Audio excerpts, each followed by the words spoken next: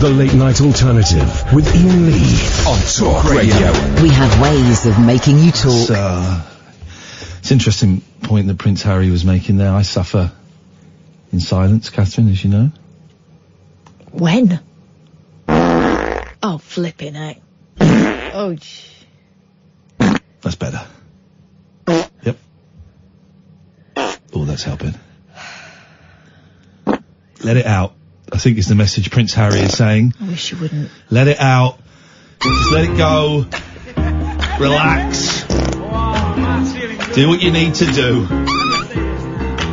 Here and now, let's get this straight. Boogaloo, baby, I'm very straight. Because I gave it a Latin beat. You know, child, I'm kind of hard to beat. Just commence your feet to skate. Pick up your arms and make them shake. Baby, if you think you're shy, do me a favor, honey, go someplace and hide.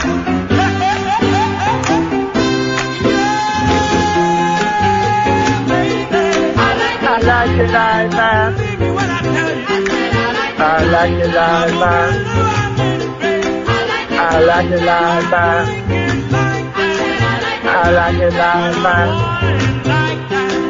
I like it like that. I like it like that. I like it like that. I like it like that. I like it like that. I like it like that.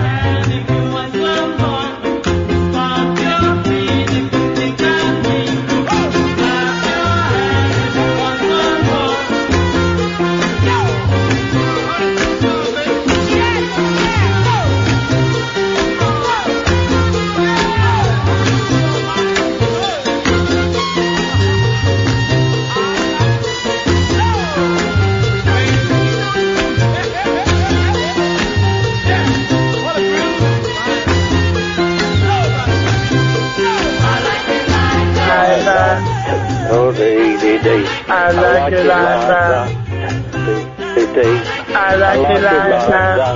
Oh, yes. I like it like that.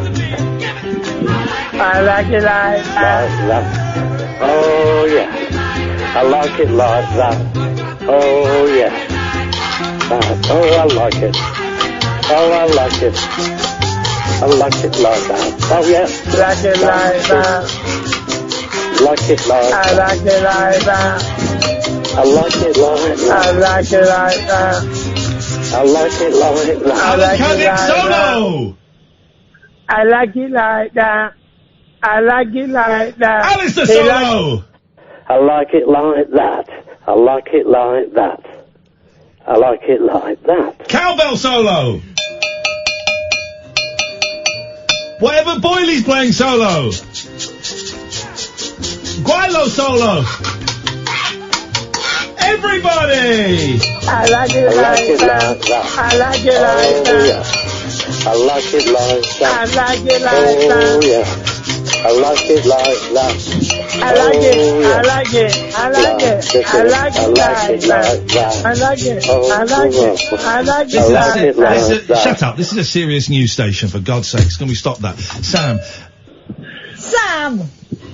Sam, Alistair did 3 I like it like that's in his solo. I'd like the third one sent to me, please. It was perfect. I'll play it in a bit. Good evening, Alistair. Good evening, Alan. Good evening, dear listener. My name is Iain Lee. This is the... Shut up. This is the... Shut your face. This is the Late Night Alternative every weeknight from 10 on Talk Radio. Sam is answering the phone calls. There's a mysterious creature in here. I think it's a lady. Who are you? I'm Cabassa Cass. There we go. Alistair, Alan, are you ready? I'm ready. Look at each other and go, blah. Blah. Look at the audience at home and go, blah. Blah. Right, these are the rules. You mustn't hesitate, you mustn't repeat, you mustn't say anything. If you do, if you go blah, blah, blah, blah, blah, blah, and you get a bump on the head like this, or a bash on the head like this. Are you ready? Yep. Ready. Alan, we'll start with you. Car. Horn. Bash on the head to Alistair. Alistair, you've got to be quicker than this. It's word association. Alistair, we'll start with you. We'll go with you. It's 1-0 to Alan. Microphone. Stand. Rain. What? Hang on, what? Sound wave. Rave? Wave. He thought you said sound. He said stand. He said stand, Alan, so that's a bash on the head for you. Right, okay, it's 1-0, it's the first one to 3. Alan, we're gonna go with you. Alien. UFO. Ad striker. Space. What was that? Alistair, it's a bash on the head, it's 2-1 to Alan. Alistair, we're gonna go with you. Microwave oven. Ready meal. No, Alan, that's a bash on the head. It's 2-all. That was Alistair's go. We're gonna go. This is it. This is the decider. Whoever wins this is the winner. Alan, we're gonna start with you. Penis. Vagina. Hair. Minge.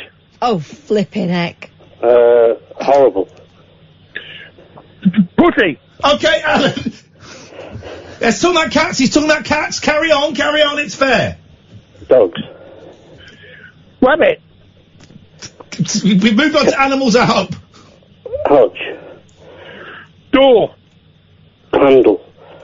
Window. Frame. Glass. Pane. Annoyance. Oh. Annoyed. Oh, Alistair, he said annoyance. I'm afraid you're out, Alistair. That means you get to make your point second. What a great start to the show. Brexit, huh? Who needs it? Alan, what do you want to say to the nation? Well, on this World Mental Health Day, I want to share my sympathies with everyone who's going through mental health issues, because I'm sympathising with it, because I went through some mental health issues myself. What mental health issues when you were bullied? Tell us about it, Cads. Oh, I was very young. It was in primary school. Yeah. And I was bullied because of my disability. Yeah. I've never quite established what your disability is. Autism. Autism. You were bullied for that, were you? Yeah. Ah, man, I'm sorry to hear that. That must have been, well, I don't know. What was it like? Horrible?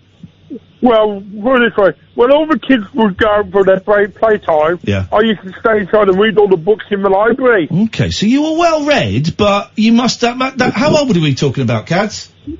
8. Oh, mate. I'm sorry you went through that. In all honesty, I quite possibly might have been one of the kids that would bullied you, because I was a horrible child, and kids do this thing where they look for differences or perceived weaknesses, and they kind of jump on it. But I'm sorry you went through that, man. Yeah, but it made me a lot stronger and into the man I am today. Yeah, and boy oh boy, you're some man today. You really whipped through that mallets like nobody's business. Can't wait to listen to the podcast. Oh, it might even make the podcast. But you know what? It's an important thing you're talking about, and we should talk about this a little bit. I think it is World Mental Health Day, although every day should be World Health Day.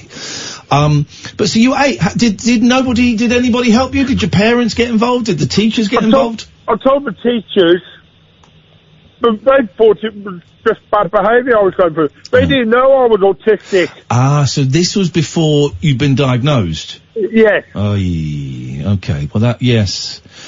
And then what age were you diagnosed, Alan? If you don't mind me asking.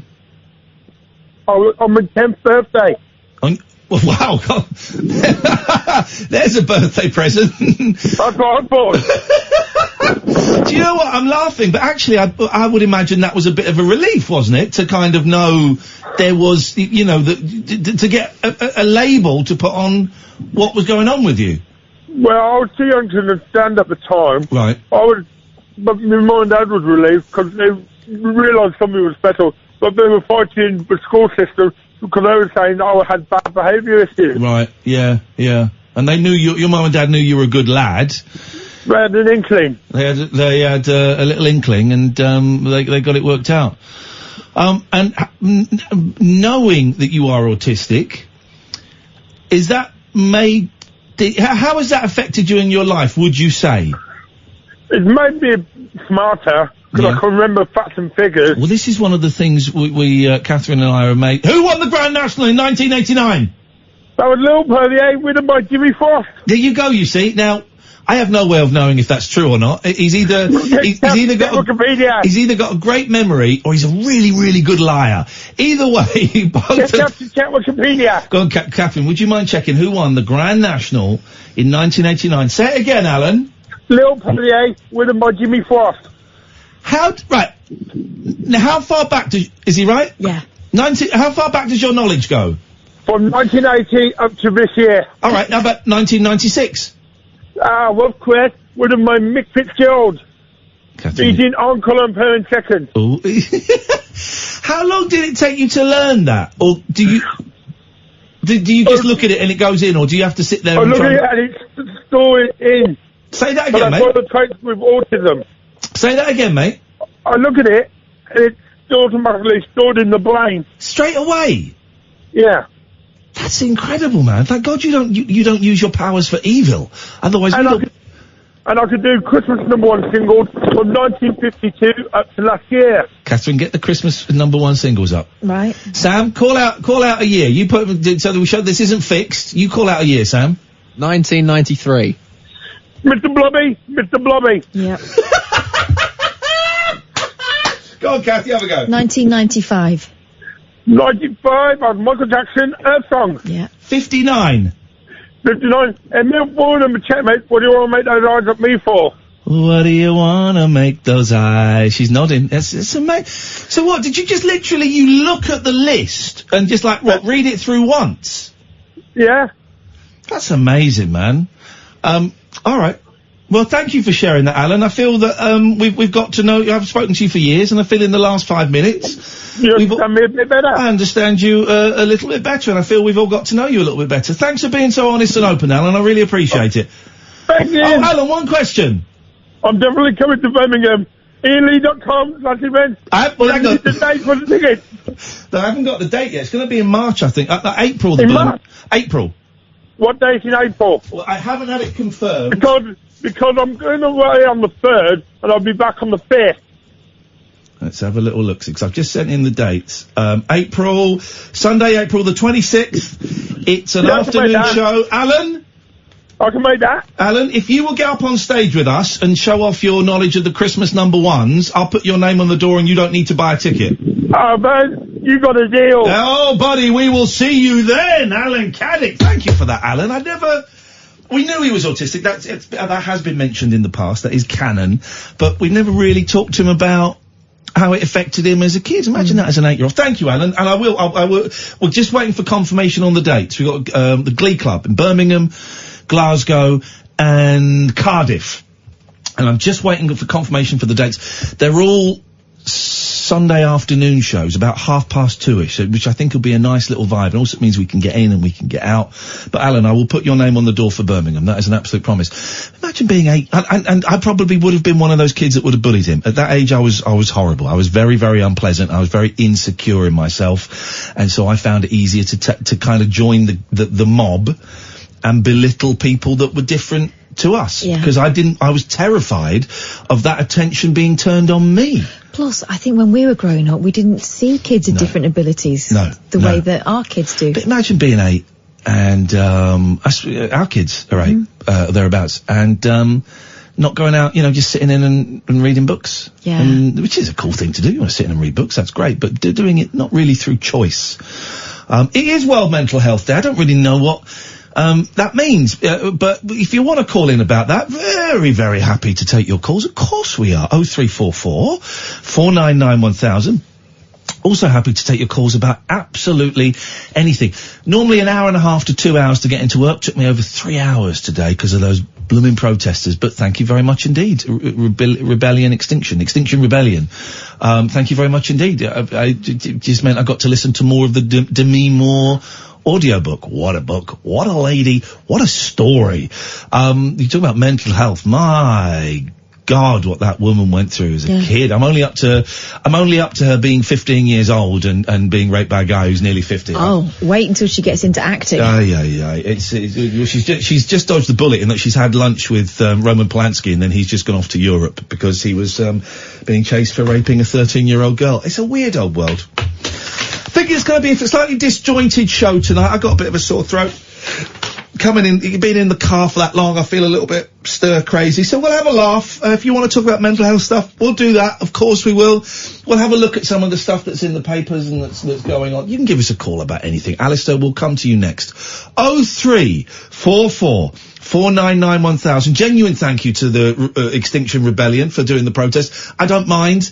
It took an extra hour and a half to get in. Not got a problem with that at all. Of course, I was cussing in the car, but I don't have a problem with it. Do you know what it was? It was more of the driver's behaviour, because I think everyone started to get really wound up. What is it with these? I don't know what these zip cars are. I think they're cars you can hire for like an hour or something. Why is everybody... No, nothing bad against the company, but why is it everybody I saw driving the cars tonight was an absolute bell?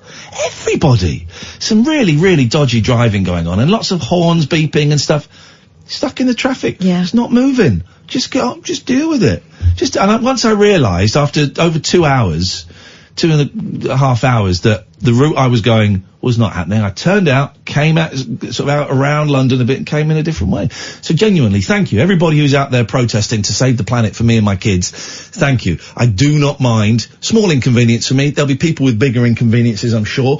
You're welcome to call up and let us know what they are. 0344 499 1000 is the telephone number. Alistair, you're next. This is Talk Radio. A star-crossed soapbox for sailor boys, stable girls, I'm on the edge. and stripper grands. It depends who you're with, and it depends on the situation. Late night speech radio with a difference. Thank you. The Late Night Alternative with Iain Lee on Talk Radio. A few of you have pointed me in the direction of someone who's made a Frank Sidebottom cake. It's incredible. We're just gonna, I think it's a young woman that's made it. We're just gonna message her, see if she'll just come on for just a couple of minutes and give her a plug, because I'm a big fan of Frank Sidebottom, and, the cake is absolutely, stunning. In fact, I've only got one thing to say. I like it like that. That's why I wanted the third one. It was the best by far. Alistair! Oh, evening, Catherine. Evening, Alistair! Can I say something that might sound flippant to you, and I don't mean it to, but every now and then I remember what my life was like. And isn't it great to be clean and sober? Huh? It certainly is. Isn't it the fun that we're having? I'm working here. I've got my best mate there. I've got a good friend on the other side of the glass. I consider you a friend, Alistair. We're having a laugh. This is what it's about. It is. I'm sort of ringing a little bit from a conversation you started last night, Ian, with Susan. Because I'm willing to hold my hand up and say I'm lonely. Because, I mean, I think we've kind of touched on it in one of the calls we did, but since I've become sober, I've been able to look at all these things more clearly about myself, and I realised that for 40 years, when I was drinking, I was just hiding from all these problems, you know what I mean? I was sort of blanking them out so I wouldn't actually face them. And one of the major ones was actually sort of meeting someone, you know, a partner. And bar a year where I did have a relationship, I've been on my own for that length of time up until now. Yeah. So, I mean, I just wanted to say that I'm not, on the other side of things, I'm not scared for saying that I feel lonely, because I think some people are frightened to say it. Yeah. And once you actually kind of acknowledge it, then I think you can start to do things for yourself to try and improve it, if you know what I mean. Yeah, I do. So it's a tough thing to say, and also people might say, well, I see people, I've got friends and stuff, but that doesn't matter. You can still be lonely, even if you're talking to people in the day. It doesn't mean you have to just be in your house all day and not see anybody. You might see people, you might have friends, you might go out to places, but you can still feel lonely. Here's another thing, you can be really lonely inside a relationship. Yes. Sometimes that's the loneliest place. Yes. So, I mean, I don't know, about some of your other callers or not, but they're all nuts. Certainly, you know, one of the reasons that I fell in love with your show is because you do actually cater for people from all walks of life, and because you know I'm on my own, I can even come to your show on my own and not feel not feel out of place, if you know what I mean. Yeah, no, we have a lot of people that come to our show. It's becoming accepted now that people coming on their own are very, very welcome, and they're welcome to sit there and say nothing and go, but, right at the end. They're welcome to sit there and say nothing, then come and just say hello to us at the end. They're welcome to turn to the person next to them and talk to them. It's all cool, man. We get loads of people coming on their own, and that's such a thrill. It is. I mean, the only thing now going forward is, because I have been used to my own company for so long, the next thing is whether or not I would actually be happy with living with someone else. But, I mean, I suppose I should cross that bridge when I come to it, if it comes. Cats. Catherine, what are you getting at the weekend? Well, hopefully. And I can't quite give into it yet because I don't want to be disappointed, but I think I might be getting a kitten. Here's the thing, Alistair. I think she's getting 2 kittens. No, I'm not. I can't. Because you can't take that little girl away from her sister. You can't take her away from her sister. Stop it! You've got to bring the both of them with you. Oh, I can't. I'm pushing it with That's one. how I ended up with 2 more. Is I went there and they said, yeah, we don't really want to split the girls. I went, I'll have them both. I'll have them. Oh, God. Right, Alistair, so Catherine's around my house today, right? Right. And, I said, oh, look, here comes Mucky, and she's got a dead mouse in her mouth. Oh, and Catherine, my God. no, I'm not touching it. I said, come on, please. What I actually said was, no thanks, not for me. Yeah.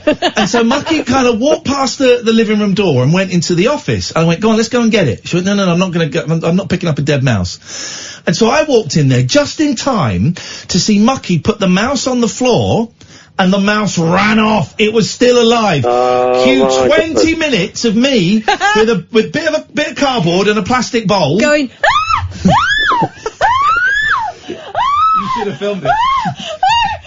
Where's it gone? I caught it though. I trapped it under a bowl and we put it out in the front. And then as we were coming back in, Catherine, what's that on the floor? It was a mouse's leg. Edgar Allan Poe novel, that. Edgar Allan Poe and mouses. So I've got it on a little key ring now. It brings me luck. It ran fast without a leg, didn't it? And it was running for its life. I know, but I've never heard screaming like it. It was hilarious. I couldn't stop laughing. Although I was sitting on his office chair with my feet up on the desk because I didn't want it touching me. The thing is, I wouldn't have a problem with picking it up, except the last one I picked up bit me. And it was hanging from my finger in the air. Alistair, thank you. I'm glad you're sober. I'm glad that our show has played the tiniest part in your recovery. 'Cause all we did was just give you a nudge and maybe showed you what a good bloke you could be. You did it, mate. And thank you for your call. 0344 499 1000 is the telephone number. Huh? Yeah. What's your beef? It is. You're right. Sorry? That's the phone number. What? Mm-hmm. Idiot. Stimulating nightly emissions guaranteed to open your eyes and your mind. Oh, my word. The Late Night Alternative with Iain Lee on Talk Radio. 0344 499 1000. We're playing Guess My PIN Number again. It's the same PIN number as yesterday. I'm not going to. I don't remember what numbers were said, so we start again. Guess my PIN number, and if you get it right, I'll tell you got it right. 0344 499 1000. Happy to play a little bit of Mallet to Mallet as well, as I enjoyed that. If you want to get my thoughts on, well, someone on Twitter, someone said on Twitter, why aren't they calling it Colgate instead of Vardygate? Will make more sense. The teeth, what do you call it? Powder, tooth powder. Toothpaste? I used to love going to my nan and granddad's. And they have smoker's powder. They had powder, yeah. It was like in a pot. Yeah. And you'd wet your toothbrush and put it on. And it was powder. That was for smokers, was it? Yeah. Why? What was the difference? The olden days. Okay. So I think he was quite abrasive, because my dad, when he used to smoke cigars, used to have that as well. I really want to get into cigars. Not get into. I'd Don't know. Well, okay. Well, so the more you say don't, the more I'm determined to. Oh, I got my nipple pierced. Do you want to see it? There it is. It's there. Right I can barely see it. Tiny nipple. How big are your nipples, Sam? Bigger than that, right? No, they're not. They're the same size as my nipples. I'm not showing you mine. Bet yours are like those coat hangers they have in primary schools. Like Scania wheel nuts. So brushing my teeth there. Well, I was going to say something else. It doesn't really matter. It's going to be Colgate. Huh? Colgate. Why wasn't it called Colgate? Oh yeah, if you want to hear my thoughts on Vardy, Rooney, we talked about it on the show last night. If you missed it, There is a late night alternative podcast that goes out every single day, guys. And my thoughts are in the podcast there. If you go to iTunes, Acast, or your usual podcast provider. David, give us a call and talk about it. David's just sent me a really interesting tweet. I'd like to talk to you about that. Has he got tiny nipples too? I will find out. I thought my nipples were normal size until I saw James Wales. You've seen James Wales? He showed them to me the other day. When I was rimming him. Oh, stop! Sam knows what I'm talking about. Flipping it. 0344 499 1000. I'd like to speak to David Babcock, please. Bricky Tony Dent got the shock of his life. Do you know what this is? No. When he saw who was staring back at him in his living room. Osama bin Laden staring back at him from his bedroom curtains. And there's the curtains are folded. Oh! And there is Osama. It's funny he sees Osama and not Jesus. I think you could translate that to Jesus too. Jesus doesn't wear the hat. It could be a halo. Jesus doesn't look like an evil killer. Tony, 32, snapped the evil Al-Qaeda leader as opposed to the nice... I preferred Al-Qaeda when they had the nice leaders, not the evil leaders. After spotting his likeness in the folds above his bed. He clocked the terrorists' spitting image in the brown drapes while on the phone. He said, I was lying there chatting to my girlfriend. She was trying to convince me to drive 40 miles to her. Booty call. I took one look up and saw that man staring right back at me. It gave me the creeps. I took it as a sign that I'd better stay at home. Sorry, love, I can't come round. I can just see Osama bin Laden peering at me from behind the curtains. Wow. Now, that's the second Osama sighting in the space of a week, because there was a shell that looked like Osama. Deborah Oliver, 60, found a seashell on Winchelsea Beach, East Sussex. Said Osama bin Laden was staring up at me. This is like a story from the sport, though, right? Yeah. I took it as a sign that I'd better stay at home. When I showed it to my mates, none could believe it. I hope that evil bastard doesn't start haunting me. Saudi-born 9/11 terrorist bin Laden died in 2011 after being gunned down by US Navy SEALs. Tony from West Drayton, West London, added, when people see things like this in their toast or whatnot, it's usually Jesus, the Queen, or someone. Just my luck, I get the worst terrorist in history. Well, with respect, Tony, it could be argued he was the best terrorist in history, and he had a very high hit rate. Let's go to David Babcock. Good evening, David. Yeah, good evening. David's phoned us up with a jolly little topic. He wants to lighten the mood. David, what did you just tweet me? I said, after you had your guest on yesterday about the nuclear book, I thought, well, I tell you what, it's about 11:30 at night. I'm going to watch Threads. Oh. So, well, I say I watched it. The link I could find on the internet was only an hour long, so I got where it started going horrible, and then it stopped. Jesus.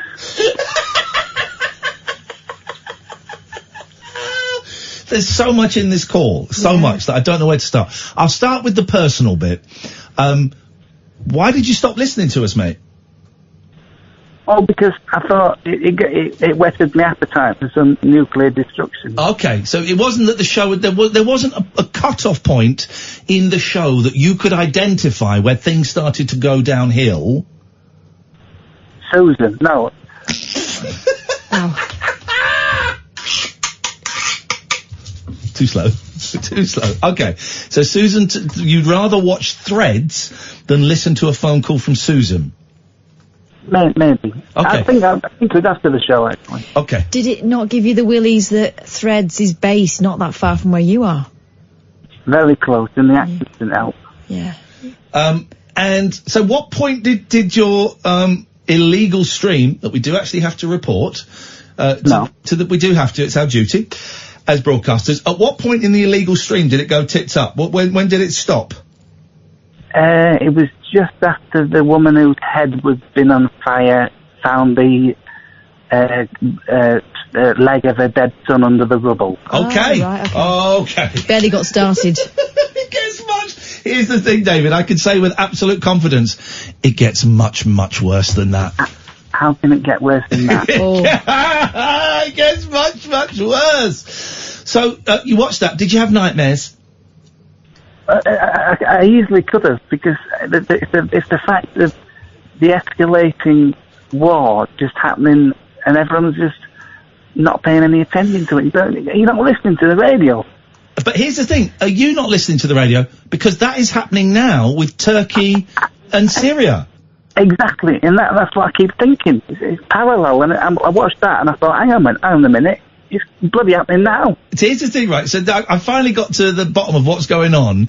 So just out of nowhere, insane politician and President Donald Trump has said, yeah, we're going to pull all of our troops out of Syria because the Kurds didn't help us in World War II. Wow. That's what he said. Wow. Here's the thing. The Kurds didn't. I can't do the voice. The Kurds. I read a really good thing the other night. The Kurds never helped us in World War II, so we're pulling out of Syria. Which now Turkey has said, right, well, we're going to go into Syria and we're going to kill all the Kurds. And this is what Erdogan. Is it Erdogan, the Turkish president, said? Erdogan has said, if Europe says this is in any way a genocide or an illegal invasion, then we're going to open our borders and you're going to get 3.2 million Syrian refugees flooding into Europe.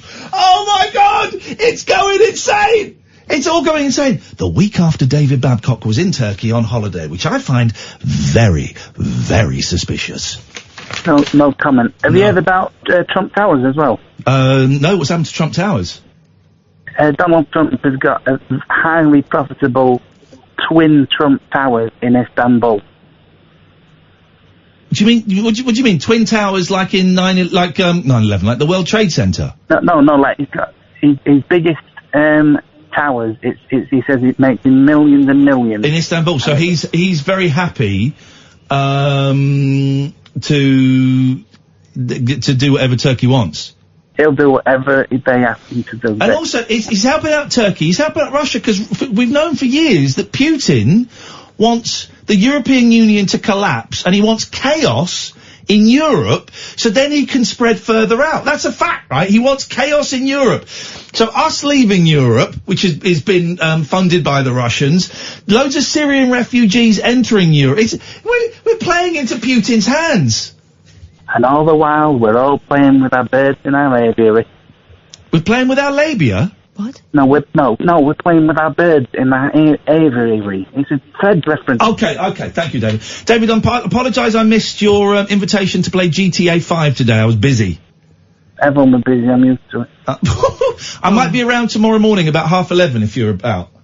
Yeah, I'll play, yeah. Okay, thank you very much indeed. It's David Babcock there. If you want to watch me and him playing GTA V tomorrow, Iain Lee, twitch.tv/Iain Lee. We'll take a quick break, then when we come back, Catherine, can you do your Jasmine impression, please? I can certainly try for you, Iain. That was terrible! You went, I can certainly try for you, Pet. Hang on. Okay, hang on. Hello, it's Jasmine. I am on the radio. Oh no, what's happened? My God. I need a refresher. Go on, Sam, what were you going to say? And from Manchester, apparently.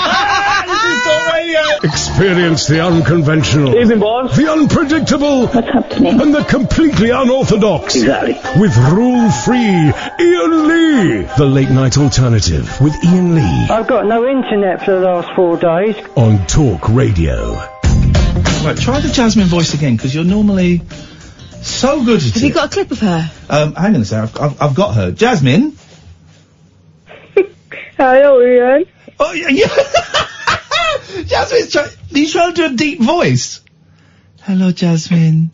It's nice to see you. I think I might have it. Hello, Jasmine. How are you, Ian? You're Chinesey. It's a bit racist, actually. No. Do I back off from that? No, it's Hello, Jasmine. My name is Jasmine. Today I went to the optician, even though I fixed my eyes. I had to sleep. Yeah, of course. Of course. It's going up very well, thanks. How are you, Jasmine? Very fine. At my birthday party today. We went to a fun fair. What? You went to a farm fair? Is it your birthday? Yeah, it was. How old are you? You have to guess. I think you are 27. I think she's 23. That's right. That's Thank right. you. Oh, and it's Pez has just tweeted me as well. It's Pez's birthday as well. Happy birthday, Pez. Happy birthday, Jasmine. Okay, Jasmine. Happy birthday. So you went to a fun fair? What did you do at the fun fair? Did you go on the ghost train? Oh, yeah, that's what I wanted to say. I went on the I went on a ghost train, and it was actually so scary. It was screaming and closing eyes and stuff. But it was such fun. When you go on the ghost train and it's really scary, do you go, oh, this is so scary? Hey, shut up, Catherine. You can't talk. Get this, Jasmine. I love a ghost train. I love it. I love it. And Catherine refuses to go on it, so I've literally had to drag her on. When we did Brighton, we went on one when we were doing a rabbit hole there. And it wasn't even ghost really. It was just lots of models that sat up. But you still cacked your pants. You cacked your. It was purple caca everywhere. I don't like the anticipation of it. It makes me feel very uncomfortable. So please don't mock friend of the show, Jasmine. I'm not mocking her. She is braver than you will ever be. Oh, well. Than you will ever be. Well, I hope you had a great day, Jasmine. Thank you very much. Did you go on the waltzer? Why is she talking funny? I'm not. Do you know what the waltzer... Did you go on the waltzer? Did you go on the waltzer? You know what that is? That's the one where it's got little sort of cars that spin around. Scream louder if you want to go faster! Yeah. And they... I hate it. I hate They keep everything that spinning spins. The only thing I like the only thing I like at the fair of the Dodgems. Love the Dodgems. What about hook a duck? Huh? Do you hook a duck? Yeah? Mm-hmm. What? I don't do any of the games because they're a con. The games are a con. My kids insist on doing the games, and one day I will let them know they are being ripped off mercilessly. They are a con. Did you win any prizes, Jasmine? No, normally I don't play. Not anymore. Because yeah, I just can't win. Yeah. Okay, makes a good point, well made. What would you like to say to us this evening? I bought some VR glasses. The hourglasses? What are you... It's quite... Your voice is quite boomy. I'm going to say something I don't normally say. Could you move your mouth slightly away from the phone? Is it better now? Yes, I can understand the words. I moved it a bit closer. Oh, is it? Okay. So, what did you say? You phoned in for what? I bought virtual reality glasses. Yeah. Yeah, baby. What, to play games on? To watch, Blueies? What for? It's a little one which I can plug my mobile phone into. And I can play games and watch, films and stuff. I'm really looking forward. Oh, okay, I know the one. So you put your mobile phone in like a cardboard box. They're good, good. I've seen those. And, I've got on my VR thing, I've got, Netflix. So you can lie back, on the bed. You just watch Netflix is in front of you. That's awesome, right? Wow. That's living the dream, Jasmine. But aren't you going to get square eyes? Because that's quite close. What are you laughing at? It's a serious condition. When did they do away with the little paddle pool before you went into the main swimming pool, the Veruca pool? It always used to be, you won't remember this, Sam, you're too young, but there used to be, before you went into the main pool, there was like a little foot bath that you'd walk through. The bleach. And There's still a thing in a lot of places. Not in any of the pools that I've been to in the last few years. I still see them all over the place. Oh, I would always hop over it. You get, foot aids in there. It's disgusting. Imagine drinking that water. Don't drink it. What are you drinking it for? How much would you have to be paid to drink the water in the foot cleaning pool? 25 quid. Sam, can you beat that? I'd do it for 20. Catherine, back to you. For the whole thing, though? Or just a glass? A gulp? A glass. Easy, yeah. All right. I would do it for 25, but I would tell him... Well, hang on, you've got to beat... Sam's gone down to 20. Can you beat 20? Nah, I can't be bothered. Sam, you get to drink that water. Thank you very much. Thank you. I'd like a video of that, and we'll see. Bottoms up. Anything... Did Did we get to the point of what she called in for? This Yeah, she's delightful talking about her fruitcake? virtual She's just reality showing glasses, off. Just yeah. showing off And because her- she's got technology And her now. advanced age. She's showing off. Well, Jasmine, thank you for that. Don't go watching any Blueies. I would try to. Okay, thank you, Jasmine. Always nice to talk to you. I'm glad you're calling in more. 0344 499 1000. Everybody's teasing David Babcock online about how Threads gets worse. It does get significantly worse after the bit he stopped at. 0344 499 1000 is the phone number. Catherine, what have you brought to tonight's party, please? So many interesting stories. This you'll like. We've all received those emails promising huge riches, right? And I know you've had a lot of fun with email scams. We got one today. Just Got another one today saying... seeing you giving yourself joy. Yeah, those porny ones. We've got your password and this is emails coming from your email account. You better give us some bitcoins, otherwise we're gonna share a picture of you knocking one out. Mate, do you know what? I've got no more shame. Just share everything. Just put it all out there, buddy. Come on. You'd be interested to see what it looks like. As long as we can give up some of our hard... God, I bet you're off. Online What I scam... do is I have I do it at night, so it's dark outside. I have the curtains open, but a light behind me, so there's a strong reflection in the window.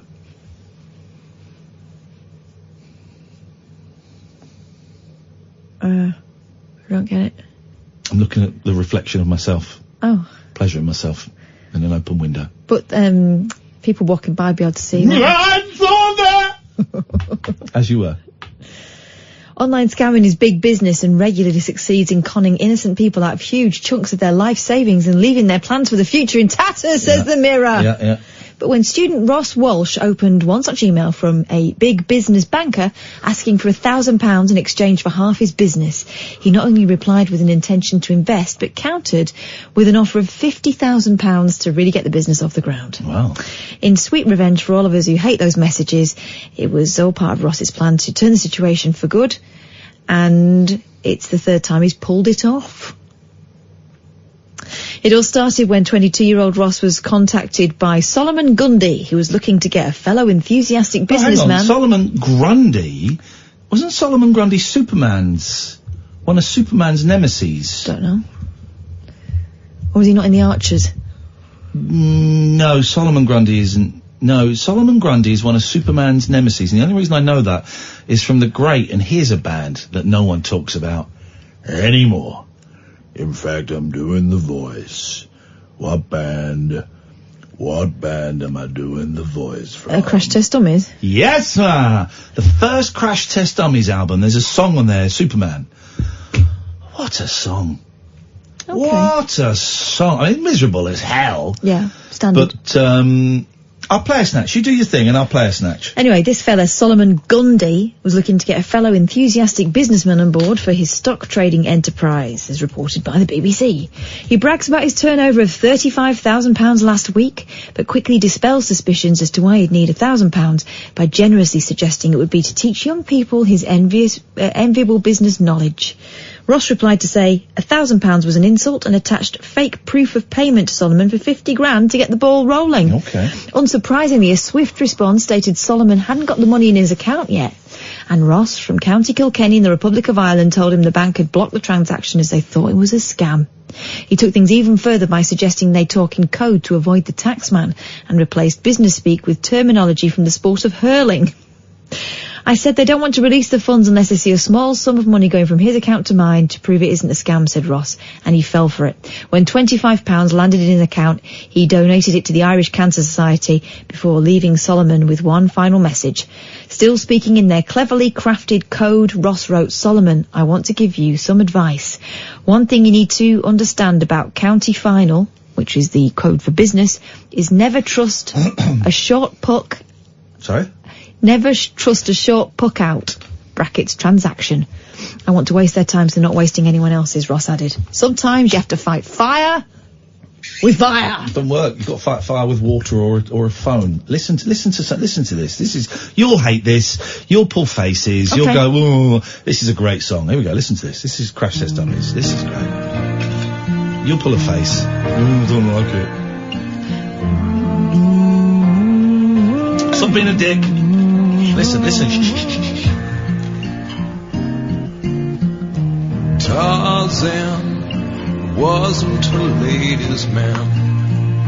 He'd just come along and scoop him up under his arm like that. Quick as a cat in the jungle. So, Sam hates it. You're a kid, you don't count. Catherine hates it. I knew you would. Now there was a real gent. He would not be caught sitting around in no jungle ski. Dumb as an ape doing nothing. Comes the chorus, catchy chorus. Is the beat gonna drop? Shut up. Superman. I had to press the dump button there, sorry. Yeah. Disrespectful. Disrespectful. Solomon Grundy is from Batman, says Kev. Thank you, Kev, indeed. Let us... Not owned. What do you mean owned? So you mean we went through all that about bloody Superman for nothing? No, not through nothing. Listen, please listen. Please shut up and listen. Here we go. Here we go, hang on. Superman never made any money, saving the world from Solomon Grundy. Thank you. Never happened, it was Batman. It's a good chorus. Listen to the chorus. Same universe. Thank you, Sam. Here we go. Listen to the bit when the lady comes in. Here we go. Listen to when the lady comes in. Superman never made any money, saving the world from Solomon Grundy. It's a great album. First crash test done at the dummies. Like the beautiful South, but more miserable. Be quiet. Outrageous. We've only got 2 minutes. Let's go to Susan. Good evening, Ian. Good evening, Katerina. I'm going to stop you there. We hate it when you call her Katerina, so could we stop that, please? Do you want Catherine? Yes, Please, I think her name is probably the best way to go, yeah. Well, no, if I was Spain, if we were in Spain... Yeah, but I'm not, so... No, if you were in Spain, you'd call her Catherine, because that's her name. Oh, no, I can't do all that. Okay, right. We'll say Catherine, okay. I'm feeling a bit somber this evening, and I wonder if you could tell me something. Just say it, please. Let's just hear. Right. I hate these people. I hate people that say, "I've got 3 points I want to make," but before I begin, just go and say it. Just do it. Just say it. Okay. Okay. This boy, Leroy, this very lovely man. Okay, it's coming now, right? He never gets drunk. He never hits women. He never had an affair in 30 years of marriage. He's never been to prison. He never had a criminal record. He's never done drugs.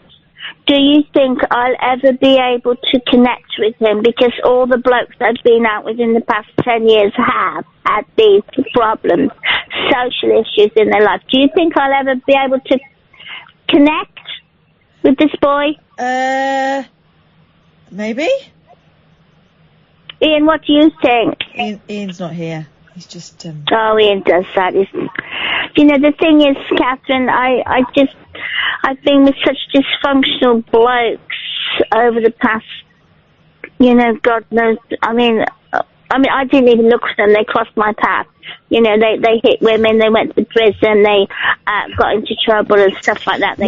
Maybe it's time to be a bit choosier and not just take anyone who crosses your path.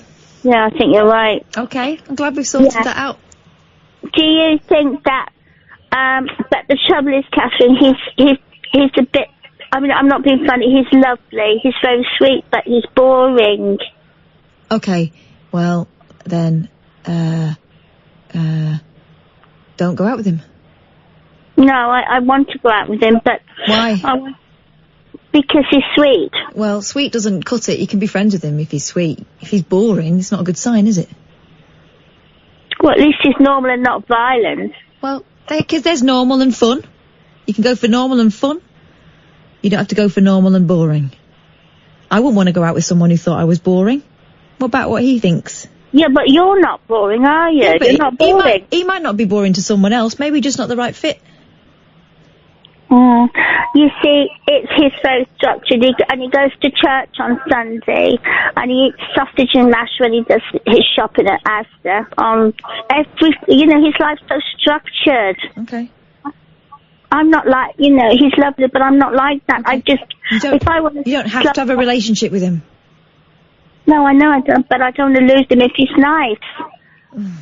Well, Susan, it's something you've got to work out yourself then.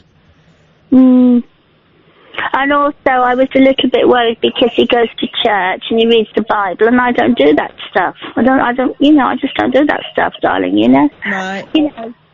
I don't think you need to go to church to be a good person, Okay. Don't go out with him then. No, do you go to church? Nope. But I'm taken, Susan, so... No, I know you are, but would you, if you weren't married, would you mind if your husband or your partner went to church? Would you have a problem with that? Depends on the person. It depends on the person, but the first and foremost, you think he's bloody boring. You don't have to go out with him. There are other men in the world. Just because he doesn't knock anybody about or he hasn't messed around doesn't mean that he's a prime candidate. He's just not for you by the sounds of things, and you know it. Anyway. Thank you. Well, I'm glad we had this chat. It's a bit of a struggle, you just want to do the right thing, Well, don't go out with a boring man. The Late Night Alternative with Iain Lee on Talk Radio. We have ways of making you talk.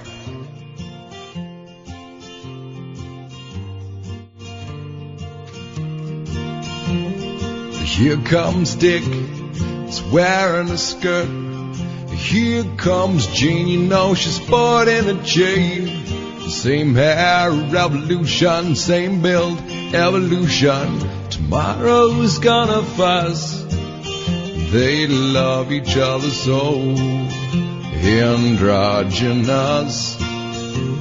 Closer than you know, love each other so androgynous. Don't get him wrong, don't get him mad. He might be her father, but he sure ain't a dad. She don't need the advice that was sent to her. She's happy the way she looks, she's happy with her gender, and they love each other so androgynous. Closer than you know, love each other so androgynous. Mirror image, see no damage, see no evil at all.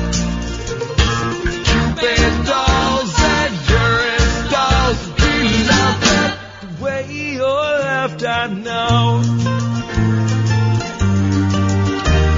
Something means boy and something means girl, both look the same, they're overjoyed in this world.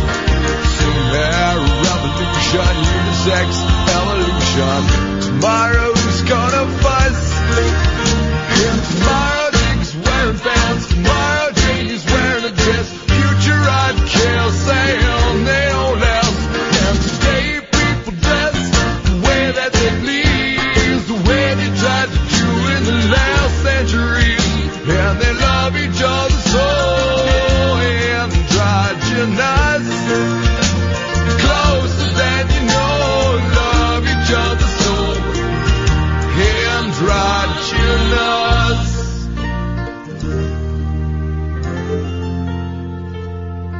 Ooh, it's a great album. The first Crash Test Dummies album. The second one's okay, the one with a hit. Then it turns out they made another 6 afterwards. I'm getting them. Sam's Late Night Alternative, Iain Lee, Catherine Boyle, Talk Radio. Phone works. Jeffrey, Daniel, coming to you in a second. Sam, tell us what happened last night to Daryl Morris's show after we left. And Paul Ross's. Oh, where it was? Yeah, so apparently just all the screens in the control room just cut out. Yeah. So the whole thing crashed. They couldn't really play anything. Yeah. And it turns out that there was a power cut and they were off air for like an hour and 45 minutes. Just the radio stations or the whole News Corp building? I don't know, 'cause he said that it wasn't like a full-on power cut because there was still stuff on. He then was trying to to get things working. Who's this he? He's talking about This is Johnny Hunt. Okay. and he pressed one button in here, and it then made the lights in the studio just completely go. Wow.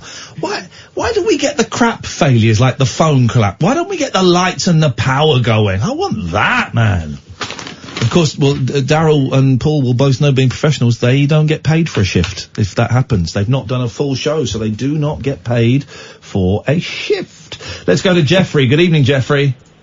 Oh, hello. Good evening. Good evening, Jeffrey. What can we do for you tonight? Oh, nothing. I just was calling to say I've not been listening to radio for the last couple of months because I've been working, which most of the time I don't do. I find it quite difficult most of the time. Yes. But when I get a good idea, I sit down and I start writing a story, and once I start, I just can't stop. Yeah. And the whole thing is entirely inspired by my daughter. Yes. Because she had like some homework, you know, it was discussing all these different things, and it set me off, and so it's entirely dedicated to her. Brilliant. And I hope that maybe I'll make a couple of quid out of it, but you know, it'd be just nice to get it published and not have to pay to get it published. Yeah. You know, just have it published. Okay. And that, I think, would satisfy me. And as you may have detected from my calls over the time, I'm bipolar. I don't think I've ever spoken to you before, have I, Jeffrey? Oh, jeez, man, you've spoken to me like, yeah. You've actually met me once as well at one of your shows, just for a picky and a hi. Hang on. What show did we meet at? Manchester. Came with my daughter. She's like a teenager, and she was obviously the youngest person. Manchester! Oh, okay, yes, I do remember. Have you phoned us before, though? I've phoned you about 8 times over the last year. No, you have not. I have. You haven't phoned us for a while. When was the last time you phoned? No, that's what I mean. I've been busy. I've been flat out busy for like 2 months. Okay, well then this is why. I certainly remember you and your daughter coming to Manchester. Yeah. We had a picture taken in front of the Jimmy Savile. The Jimmy Savile totem pole. Yes, I remember that very, very well. Okay, I've got you. I can place you and your daughter. Oh, thank you. That's nice. I said to her, she didn't believe me, but I said if we ever went to another one of your shows, they'd recognise us, not because of me, because I'm just some geezer and I look pretty great, but you know, I do, man. You know, you're a good-looking guy. I remember this guy. This guy's hot. I used to be. Yeah. We all get older, Jeffrey, and it all starts sagging. I'm hoping to revitalise myself in a couple of years when those children are finished. When they finish growing up, when they've gone to uni. I don't think they ever finish growing up. You mean when they move out? They don't live with me anyway. Okay. I have to stay nearby because they still need me. You're a responsible dad. Well done. Well, we have to be, don't we? Yeah, we do. But not everybody is. Not everybody is, so well done. Mate, I can't even talk to them people half the time, to be honest. I know. But what is this? Well, listen, thank you for coming to the show. We're coming back to Manchester again next year. It'd be great to see you and your daughter again. I'd like to come and see you again, and to be honest, I still have the ticket from the last one. Oh. It is tucked away on the mantelpiece. There we go. A little bit of, I did like it, and if nothing else, mate, I don't go out very often due to my condition. I really, you know, I live at home, I work at home. Yeah. And, it's a bit isolated. I know what you mean. Yeah. Well, thank you for making the effort to come out and see us then. Yeah, and do you know what? I'm going to come and see you again, and next time you'll say, you'll recognise. I will. Okay, so tell us about this book then. Story. Well, I can't say too much. Oh. It's an alternate timeline, I suppose. Oh, you're beautiful. It's a historical drama. She came back with it was like English history, and it was all politics, and it was all like, Dad, what would have happened if, and do you know what, no one ever said that to me before. Yeah. And like, I've heard all the usual propositions, you know, what if, I don't know, the Germans won the Second World War, whatever, we've all seen that one, haven't we? Yeah. But the thing she came up with is entirely unique, and the really nice thing about this is that she's now, like, having seen me writing like this, she's now inspired herself. And she's writing at a much better level than I ever will. So isn't that good? That's brilliant. Well, good for her. So how are you going to get this, what are you going to do with this book then? Luckily, I've got a sister who works in libraries, and she works with people who used to be in publishing, and she's going to run it through them for me, because Okay. I don't know what to do. I have sort of vaguely published things before, but not really for profit. No, just for like, Jeffrey, to make the goddamn point. Get rich, become the new J.K. Rowling, get millions, and please, when you get millions, give me and Catherine some of those millions, please. I'm begging you, please. I might buy some merch. Ooh, that'll work. Merch is good. Merch is good. I'll tell you what I'll do. Yes. I'll buy merch, but only. Do you still do them cards? You still do the membership cards, or is that finished now? I might have a few spare tucked down the back of the sofa. Like, if I was to slip you like a copy of my book, would you maybe? If there was a £20 note slipped inside that copy of the book that you were slipping to me, Jeff. Mate, it should cost more than that. It's a very good book. Isn't it? Exactly. They're very good membership cards. I love your cheek. I love you too, Jeffrey. Nice to talk to you, mate. I've enjoyed speaking to you, mate. Thank you, mate. Thank you. There you go. I remember Jeffrey and his daughter. We're doing another show in a new venue in Manchester. Just sorting the dates out. For next year. Brighton is almost sorted. Brighton, Birmingham, Cardiff, Glasgow, Manchester, another show in London, possibly a show in Luton and Bath. I think that might be it. Well, we're going to look at one in Liverpool as well. We'll look at Liverpool. Just finalising the dates, and hopefully in the next couple of weeks, we'll be able to announce all the dates. They're all in different venues from the ones that we've normally done, which is very, very exciting. I haven't played Cardiff before, Catherine, as a duo, so that will be an experience to see if anybody wants to come along. And we will hopefully have the records to sell. The records are being manufactured. Everybody that's ordered one, thank you for your patience. They are being manufactured. They will be with you soonish. Good evening, Daniel. Good evening. Good evening. Like the future, in the future there will be no passwords, no usernames and no passwords. Yes. Daniel, you're not on speakerphone or anything, are you? No. It's not a great line. Could you put your mouth nearer the phone hole? Let me just open the window, just a second. Let's go open the window, shout. Okay, it's not the phone, it's not the window that's the... Are you listening better now? I'm listening much better now, thank you. Turns out it was the works, window. it works, man. Maybe the phone is on the other side of the window. Yes? In the future there will be no passwords. Because a guy in the United States called Steve Gibson, he has a podcast called Security Now. Yes. Invented a way of logging in without username and without password. It's called Secure, Quick, Reliable Login, SQRL. And the thing is, you just use your phone and you scan a QR code in the screen. That doesn't sound very safe to me. Yeah, right now the most important thing is dual-factor authentication. You put your password and also you get a PIN number on your mobile phone, and then you enter that PIN number. How? That's called dual-factor authentication. How do you get into your mobile phone?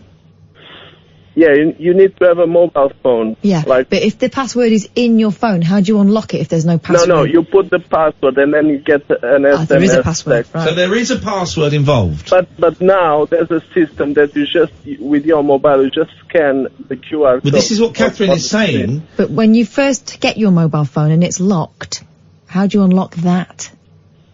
Well, I don't know the details, but the guy, Steve Gibson, from this Security Now podcast. From Bullshit Security. He has thousands of engineers working on it, and he has... Does he? And he manages to make a podcast too. Let's have a look. Security Now. And like when you shuffle a deck of cards, yes, like 52 cards. 52 cards, yes, sir. You shuffle the deck of cards. It is almost impossible someone will shuffle the cards in the same way, the sequence of the cards. My friend Pete Heat could shuffle the cards in the same way. No, because it's very unlikely. The possibilities is 52 factorial. My friend Pete Heat, who is one of the best magicians in the world, he could shuffle the deck of cards in exactly the same way every single time. No, I don't believe it's true. Have you never seen magic? The thing is an astonishing number of possible shuffled cards. Yes. Shuffle the decks. It's 52 times 51 times 50. And you keep on till you get one. Sorry, I'm asking the wrong questions. Here's the question I mean to ask. Why are you telling us this, Daniel? Actually, I'm trying to lose weight. Oh. And someone told me if you drink lemon tea with lemon, you lose weight. And today I was watching BBC Breakfast, and the page of The Guardian was yellow like the Financial Times because of the CO2. And I thought, no, this is because of the lemon.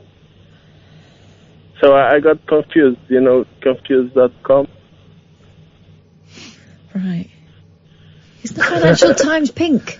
But I don't know why this thing with Agatha Christie. The Bible is the most published book in the world. The Bible, right? The Holy Bible. I thought it was John Gaunt's autobiography, Undaunted. Then it's Agatha Christie. Agatha Christie is the second bestseller in the world. Yeah. And they were talking about Walker Christie. I didn't understand. Here we go. Did you just say Wagatha Christie? Which? I think it's because someone had a social network account. Yeah. And someone was stealing the stories. Okay. So again, if I can just refer you to my previous question, why are you telling us about a security system that involves cards? It's very unlikely. 52 times 51 times 50 times 49 times 48 times 40, till you get to 1 is such a huge number. But then you times it by 0. Nobody will shuffle the Pete, he could. cards in the same. But that's the trick. That's a trick. That's the trick. And so a con man could. Why are you? I'm getting. It's like I'm tripping and I'm following your finger instead of looking at the picture. Why are you telling us this? Because it's important. It's better than dual factor. My password. I'll tell you my password. 6969 for everything. For monkey or Daniel. Daniel is the after password. Is on the 57. Your password is monkey or Daniel. Monkey is more used than Daniel, but Daniel and Teresa they are used as passwords. Shit. Teresa with 6 letters, and Daniel with 6 letters. Monkey with 6 letters, or 1, 2, 3, 4, 5, 6. Mine's Monkey Daniel 1, 2, 3, 4, 5, 6. Mine is Daniel Monkey 69. Daniel and Teresa without H is also used as a password. Okay, and you're fascinated. It's called secure, quick, reliable login, SQRL. Okay, and your fascination with passwords is because I'm trying to lose weight. Because you're trying to lose weight. Pete is tweeted in. Pete says, "Please let Daniel know that the seagull has swallowed the herring." And the ice cream van will be outside the Vatican on Christmas morning. It says he'll know what that means. Yeah, he can email me that. Okay. Thank you so much for your call, Daniel. Appreciate it. Always good to get updates on cybersecurity from an utter fruitcake. This is Talk Radio. The radio show that knows truth is always stranger than fiction. Week Monday, I get shoes. The Late Night Alternative with Iain Lee. Because they're too real to be part of my imagination. On Talk Radio.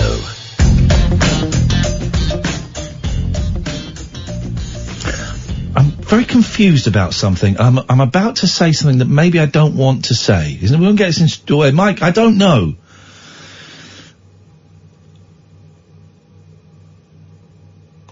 It looks like it might be an old story. So, there's, okay. So during the break, I'll go on Twitter and I'll often look at, what's trending and stuff. And I'm fascinated by this Rebecca Vardy, not fascinated, I'm diverted by this Rebecca Vardy, Colleen, Rooney thing. And I know that Danielle Lloyd has been mentioned in it. She's a model. Because she said something on This Morning. And then it says in my trending in United Kingdom, hashtag Pringles, trending with hashtag Danielle Lloyd. Do you know about this, Catherine? You're smiling as though you know. And basically everyone is going, oh my God, I can't believe it. Now, the only thing I can find is it would appear... Okay, here's one from Crazy Diamond _ and I'm going to change the word. How have I only just learned that Danielle Lloyd's fella was eating Pringles out of her fanny? I'm never going to unsee this. Now, apparently, I don't want to speak ill of the you know, maybe it's you know, the Marianne Faithfull Mars bar thing. You know, that's not true. That is a fake story that was made up to shame her when the Stones were raided for drugs. That's a fake story. So maybe this might be a fake story, and if it is, I'm perpetuating the thing. But then I just Googled it, and apparently a picture was leaked from her private collection in 2018 of that happening. Right. What a world. What a world we live in. Because I'm going to tread very carefully. I love me some Pringles. I love me a bit of the old F, but I would never combine the two. I like a dip, but I wouldn't combine the two. I find if I eat too many Pringles, it has a very abrasive effect on the corner of my mouth. Yeah, you can. Your lips get sore, don't they? I'm assuming, was she doing like the whole duck mouth thing? Well, I don't. When did Sam start taking it further than we did? Flipping heck! Danielle Lloyd at the time wrote on Twitter, "Yes, my iCloud has again been hacked by some scumbag and this is now in the hands of my lawyers again. I will not be made to feel embarrassed, but thankful the website's been taken down already. Anyone finding this funny, well, shame on you. Your personal stuff should be safe." Well, fair play. Stealing someone's pictures is terrible. It's terrible, terrible, terrible. You know, we all have our little strange things that we get up to, and well done her for feeling no shame about it. I'm not in any way trying to shame her, because it's absolutely right. No shame in whatever we do with our bodies, as long as we're doing it and we're consenting with ourselves or we're consenting with the person next to us. Beautiful, fine. But that is a strange. Listen, I've done some pretty freaky shiz, man. I've done some far out stuff, but Pringles? You'd go Skips instead, wouldn't you?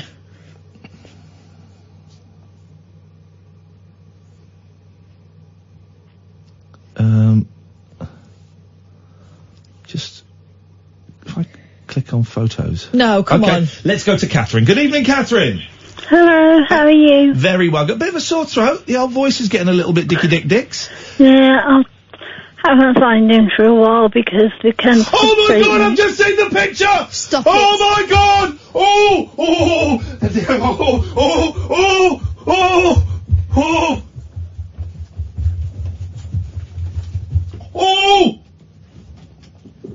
Kath, come join me. Catherine was just telling you something really important. I know, Catherine. I'm sorry. Catherine. Catherine. No, Catherine. Yep. Come here.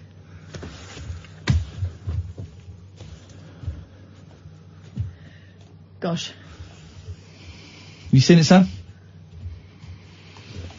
Sorry, Catherine. That just popped up, and that has really. Anyway, what I wanted Yes, to sorry, tell Catherine. you, Where you go? Yes.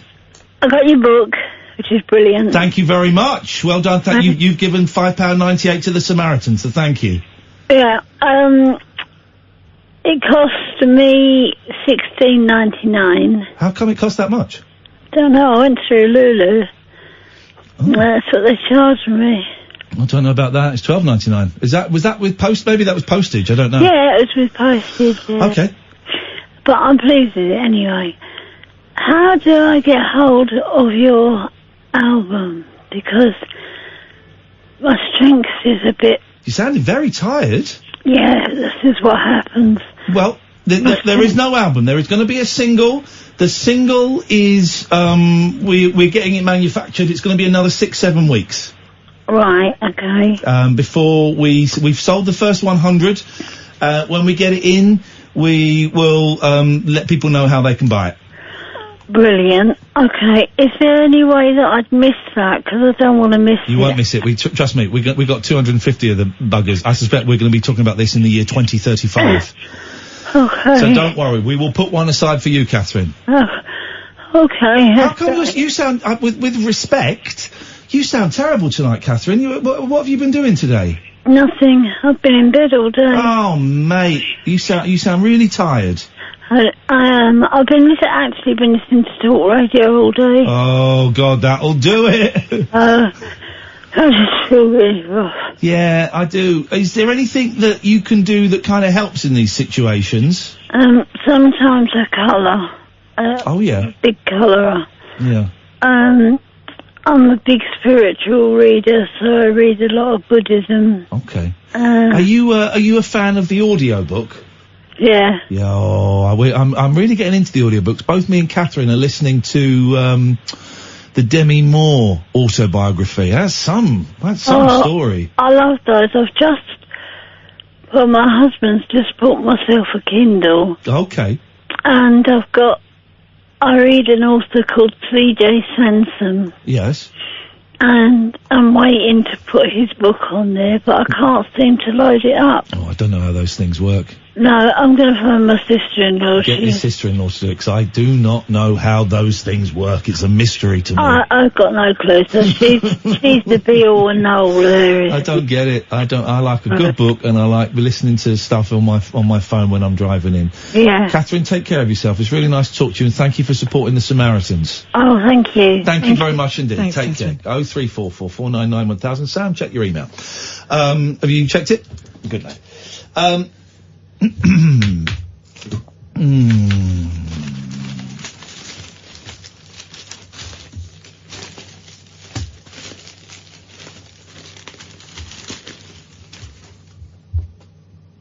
Take a minute. Okay, well, just keep your microphone open.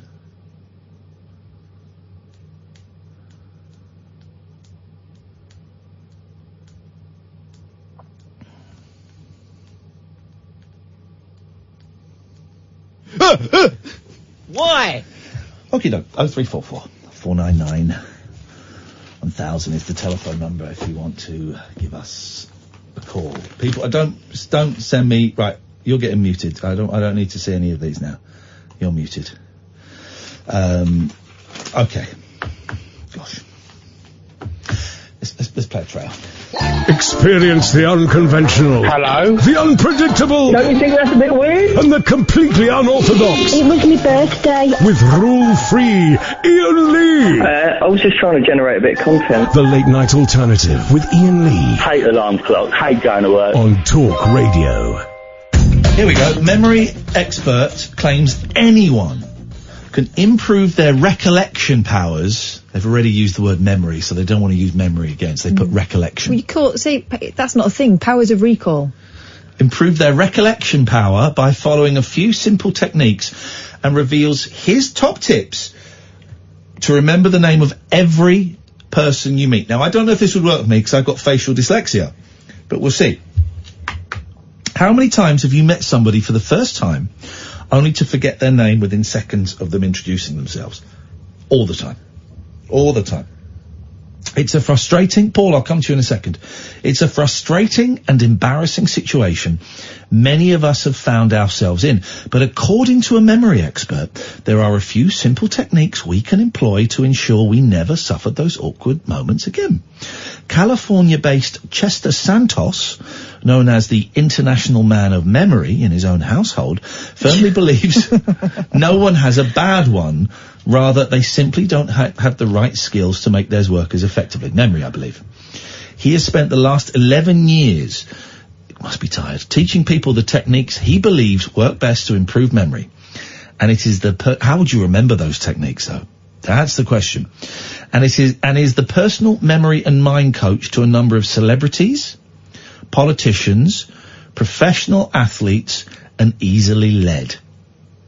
Chester believes just 1 hour of his coaching is enough to improve a person's ability to retain information because, he says, once you use the right technique and correct approach to committing things to memory, you'll notice an immediate difference right away. Remembering things is a skill. Most people don't have any technique, any way of committing things to memory. They just think they were born with a good one or a bad one. Oh my gosh, what a strange looking gentleman. Using these sorts of techniques, you're activating more areas within your brain, building more connections in your mind to the information than you normally would. so you're likely to retain more than you would. Okay, so let's get the tips.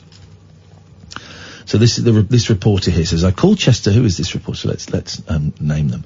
Haley Richardson says, I called Chester in Miami from my desk in London, having started off on the best foot after I ironically forgot we had an interview scheduled. Oh, consequently, I wasn't too optimistic that Chester. Okay, let's get to the techniques. He won the US Memory Championships in 2008 and represented the country at the 17th World Memory Championship in 2007. Tell us how you do it. Tell us how you do it. We used to remember the phone numbers of families and friends, and when I was growing up, my parents would give me emergency numbers. Nowadays, you give someone one number and they can't remember it. Some struggle to remember their own. Okay, yeah, you're right. All right, Catherine, I'm going to do this on you, right? So he says we begin our session with a warm up. Let's take Paul, and then we're gonna improve your memory. Okay. We're gonna help you out because you're getting a little bit annoying in your old age. Good evening, Paul. Hi, Ian. Hello, Paul. Good to speak to you again. Yeah. I don't know if you can remember, but I phoned up a couple of weeks ago about one-hit wonders, and I said that my friend Steve, who was in Doctor and the Medics. Yes. I do remember. Yes, and I'm in a band with him at the moment. And I also said that he makes a bit of money out of, when I say money, hundreds as opposed to thousands, yes. But he makes a bit of money because he wrote some songs for Vic and Bob. Yeah, yeah. So I found out what he wrote, and I have to say it doesn't mean much to me, but I know you're a bit of a fan, so it might mean something to you. So he tells me that he wrote the theme tune to Vic and Bob's Big Night Out. Shut the front door! Really? Yeah. Really? You are kidding me! That's I'm not being sarcastic. Hang on a minute. That's this. He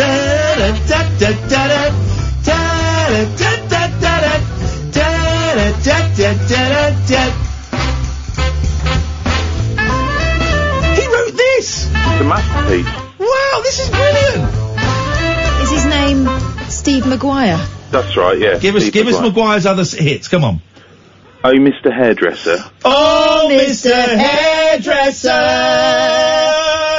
Give me a haircut, 'cause I'm worth it. Make it easy on the eyes, so that the people of the world can live in peace. Yes, mate, I know. Hang on a minute. This is incredible. This is incredible. Hang on a minute. Here we go. This is this.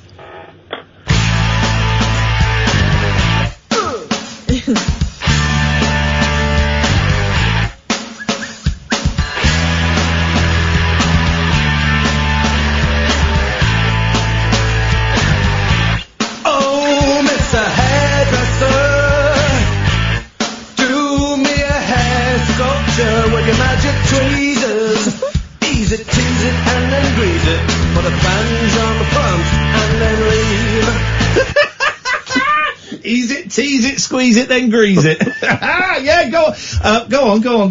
And the only other one he did, I think he co-wrote "Oh, Mr. Songwriter" as well. Oh, well, that's kind of the same as that one. Oh, is it the same? Is it exactly the same? Right, well, there you go. It's this. Here we go. Hang on. It's.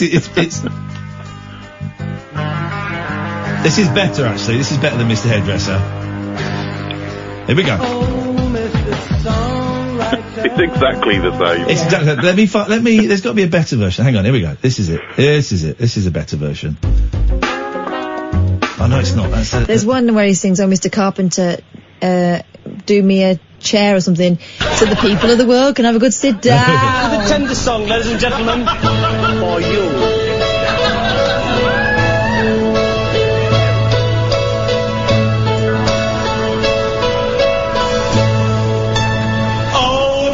The songwriter, write me a song on your trumpet. Make it a good one, so that everyone in the world can sing along. Yeah. Oh, Mr. Painter. Oh man, well, hang hang on a minute. Well, this is for your mate. Well done. Steve well McGuire. done. Thank you, Steve. Thank you, Steve. That song got sung a lot at drunken, stoned nights at college. So thank you, Steve. Oh, that's great, Paul. Well, that's good stuff. I didn't realise you were such a big fan. But, Listen, I'm a big fan of Vic and Bob. Oh, that's I've great. had the great pleasure of working with both of them a few times, and Bob Mortimer wrote the foreword to the book that Catherine was just talking about. Oh, is that right? I didn't know Vic that. Reeves' Big Night Out, man alive, that was that for me was my seeing David Bowie on Top of the Pop. Everyone talks about, fabulous. well, first time I saw David Bowie on Top of the Pops, I realised there was someone out there like me. That is Vic Reeves' Big Night Out. First time I saw that, I was like, oh my God, there were others who think like me. I Wow. had Vic Reeves' Big Night Out Volume 2 on video, and I used to take it. I remember taking it to my mates for we were having a sleepover, and they all looked at me blankly, and I went, "What? This is brilliant!" And it was like like you say, I found my thing. I thought they would be wonderful. Yeah, fabulous. Oh, thank you for that, Paul. Send him our best and tell him thank you. I absolutely will do. The band, by the way, we're called the B-Siders, and we just do cover versions of B-sides, so that's, it's quite an interesting Well, hang on a minute. I like selling bands with point a for the concept. band. I like bands with a concept. Give us some of the B-sides you're doing. Well, I mean, this is the thing. There's loads of songs that started off as B-sides Ladies that and have gentlemen, actually become massive. I give you God Only Knows by the Beach Boys. Yes, and we don't do that one yet, but that is possibly one that we're going to try and do.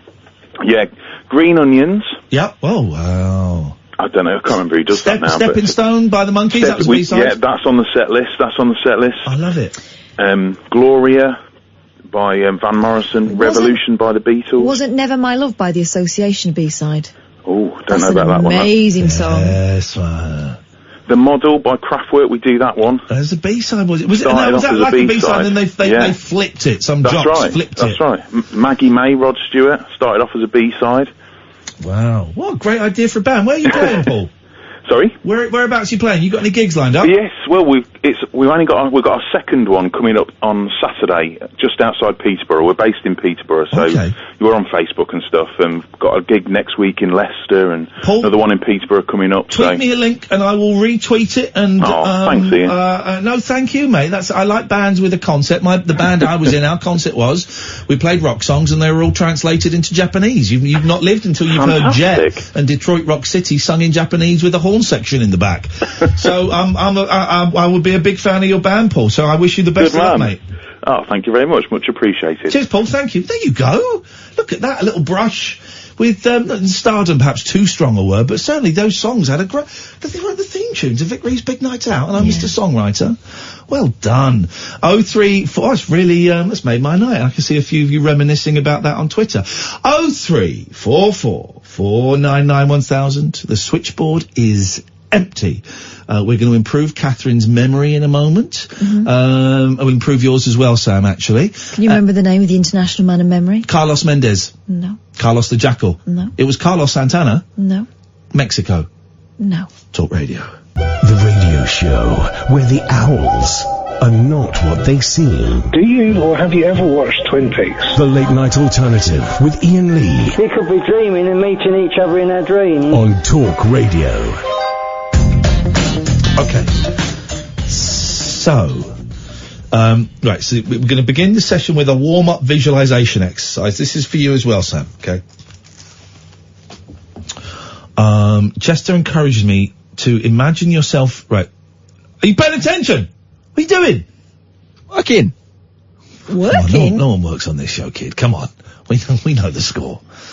So this is what you have to do. Imagine yourself, you're in a familiar room, and that you are, right, so you're in a familiar room, okay? Just imagine yourself in it, okay? Okay. What room are you in, Catherine? I'm in my living room. Okay. What room are you in, Sam? Catherine's living room. I'm in my bedroom. Okay. Now you've got to imagine that you're being joined by Vladimir Putin and Donald Trump. Oh, God, why? I don't know. For a party. Hang on. Now I want you to imagine them chucking custard pies at each other. So we've got Vladimir Putin. You can do this at home as well, dear listener. If you're driving, just close your eyes. No, don't. Not when you're driving. Oh, well, okay. You know, if it's a straight road. Sam, you're going to say something. No? You leant towards your microphone. Oh, he does this all the and time. opened your mouth. It's just a nice resting. Yeah, sometimes he's just showing interest and he goes, what are you going to say? Nothing. Sorry? Crack on. Was that me you were doing? What are you going to say? What an absolute outrage. I'm trying to help you, idiots. Custard. Custard pies. Right. The point of this exercise is to highlight... Did you see them? Yeah. Yeah. Okay. The point of this exercise, says Chester, is to... I'm going to do it in an American accent, because it might make it more authentic. The point of this exercise is to highlight how now powerful... in an American accent? The point of this exercise is to highlight how powerful our visual memory can be. When dealing with people, we tend to be pretty good at remembering faces we've seen at parties or on the TV, but not so good when it comes to names. Uh-huh. This makes a lot of sense, because when you're interacting, you always see the face, the visage. When you what? When you what now? Interacting is recorded into our visual memory, but at no point do you say the name. It's more abstract to the brain. Huh? One way of getting better at remembering names or pieces of information is changing it into visuals. So Mike could be a microphone. Alice could be a rabbit from Alice in Wonderland. Think of things as well that rhyme with the guy's name, such as a chain for Jane. Visualizing something to represent the name will make it more memorable to you. Okay, after visualizing, I'm not really sure this is going to go now. After visualizing Trump computing, Chester tries to engage more of the senses such as smell and taste. What do the pies taste like? Can you smell the pies? I don't like custard pies. Okay. I love them. There's no such thing as a custard pie. It's just shaving foam. And how was I supposed to imagine Vladimir Putin and Donald Trump throwing them if they're not real? They were real, the ones he was throwing. Okay. In my house. Let me guess. Okay, here are the stages. Okay, right, so we've warmed... I don't think there's any more exercises. Yep. I just want you to remember some words. Cloud, bicycle, elephant, watermelon, cat, egg, rabbit, mud, bird, whistle, jungle, turkey, computer, sword and pizza. Sam, tell me the words I just said. Cloud, bicycle, egg, something. Elephant. No, don't help him. Pizza. I might have missed a couple. You got 4 out of 1, Turkey 2, was one 3, of them. 5 out of 1, 2, 3, 4, 5, 6, 7, 8, 9, 10, 11, 12, 13, 14, 15. Catherine. Cloud. Yep. Egg. Elephant. Sword. Tool. You remembering all the phallic ones? Tool wasn't in there. I know, I was just Mustard thinking in that. Muscular? Mustard. Elephant. I'm just making up words. You said elephant 3 times. Greasy. Okay, well, I will do it for you potato. now. I will do it for you now. Cloud, bicycle. You're reading it off the screen. I'm just looking that way. It's in front. Okay, they put a different screen on. Cloud. Bicycle. Elephant, watermelon, cat, egg, rabbit, mud, bird, whistle. So basically, a lot of times when I recite the list of words to audiences for my presentations, people look at me as if to say, come on, man, you can't be serious. There's no way I can remember that unless you give me a lot of time to do it.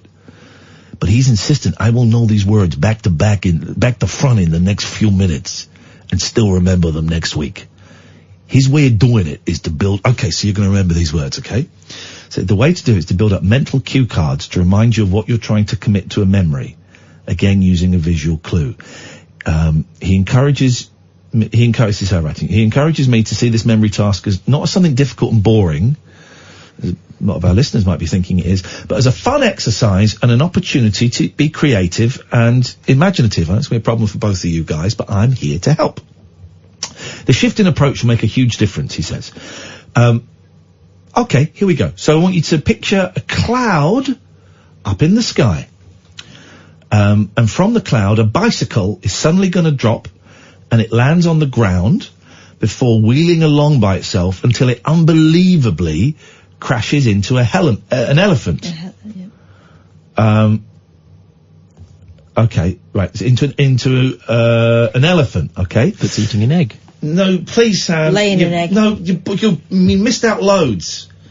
So there's a cloud in the sky, and from that cloud drops a bicycle, which unbelievably lands on an elephant. The elephant is startled and jumps forward, and he lands and squashes a watermelon that was being eaten by a cat The cat is so startled, it lays an egg. The egg rolls down the hill and lands at the feet of a little bunny rabbit who is sitting in some mud. Just at that moment, a bird flies by, whistling. It then travels into the jungle, where it lands by a beautiful gobble, gobble, gobble turkey, who can't remember his password to get into his computer. Then he remembers the password is sword. Or is Monkey David? Teresa. What? Don't you remember he said that? What? David said that Monkey and Daniel. Jesus, shut up. The password is sword, and then they're able to go on and order delicious, lovely pizza. Sam, list the words, please. Cloud. Bicycle. Here we go. Elephant. Yes, sir. Watermelon. Hey. Cat. Yeah. Egg. Oh. Was it bird? No. No. You've missed 2 out. Go from bird. Pick it up from bird. Bird, whistle, jungle. Oh no, it was rabbit, then mud, then bird, whistle, jungle. Something on a computer. Sword. No. No. Who's on the computer? Give you a clue. Oh, a turkey. I mimed a blowjob. Turkey is computer. Was it computer? Sword. Pizza. Yes, man! You did it! You did it! This guy's a genius! Kath? Yeah, that is my name. Well done. This guy's a genius! So that's how you remember people's names at parties, I think. As long as their name is turkey, pizza, sword. So here's how to remember names for how to remember people's names. Step 1, whenever you're introduced to someone, immediately repeat their name. Nice to meet you, John. Get into that habit. It seems totally obvious, but a lot of time... See, I do that. I do. And it still don't work. Oh. Early on in your interaction with a new person, ask them a simple question using their name to reinforce it in your mind. So, for example, so John, I believe you're a sex criminal. You don't have to keep using it over and over again. Take a few seconds to connect the person's name to anything you already know. For example, John Lennon, or a character from a television show or movie. When you leave the party or meeting, make it a point to say goodbye to people using their names. It's going to take ages. So basically, what he's saying is remember stuff. And I'm going to be so focused on trying to remember what he told me to do that I'm going to have forgotten what they said their name was and not be paying any attention. Give me that list of words again, Sam. He's going to do it. This boy's going to do it. Spot on. Hang on a minute. Let me get it. Here we go. Give me the list of words. So cloud. Yes, sir. Bicycle. Yeah. Elephant. Watermelon. Cat. Egg. Rabbit. Mud. Bird. Whistle. Jungle. Turkey. Computer. Sword. Pizza.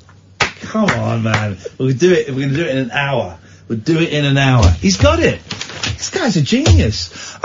All right, there we go. Let's fill some airtime. 03. Do what we'll do. 0344 499 1000 is the phone number. We'll get some calls. If you want to call up, lined up for the next hour, we might do. If the calls go a bit quiet, I might just turn phone box off now that we've got it working, and we might just have a little chitty chat again. And maybe you could join us in the studio, Sam. In fact, that's what we'll do.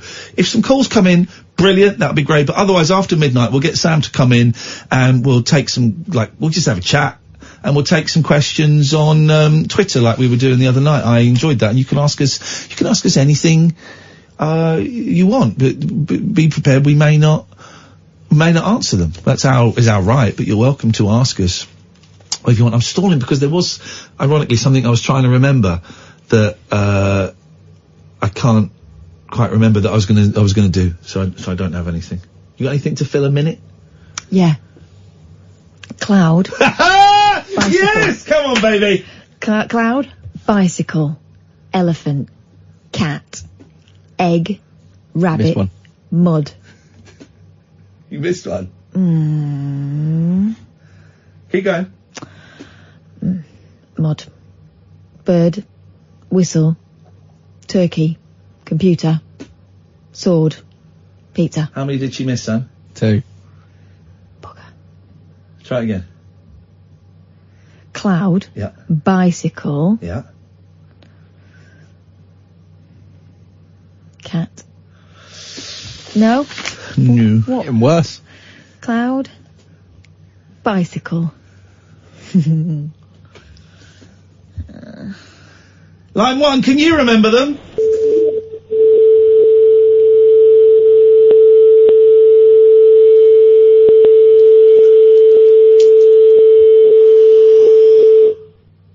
Guess not. Unlucky, Catherine. You failed the test. You're fired. 0344 499 1000. We can rack up a few calls and then we'll have let's have a nice leisurely hour, shall we, before Daryl comes in at 1. This is the Late Night Alternative with Kathy, Ian and Sam, weeknights from 10 on Talk Radio. The Late Night Alternative with Iain Lee on Talk Radio. We have ways of making you talk.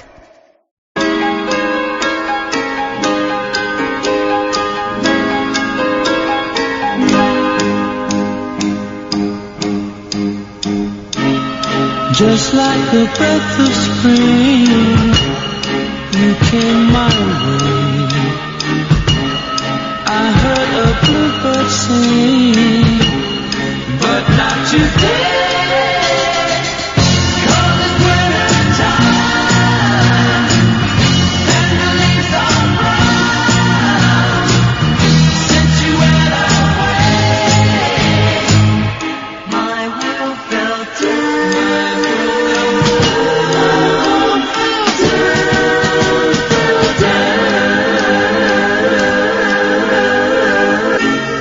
I see your suitcase lying, packed up to go. I stop myself from crying. How I don't know. 'Cause it's winter time, and the leaves are brown. Since you went away, my world fell down.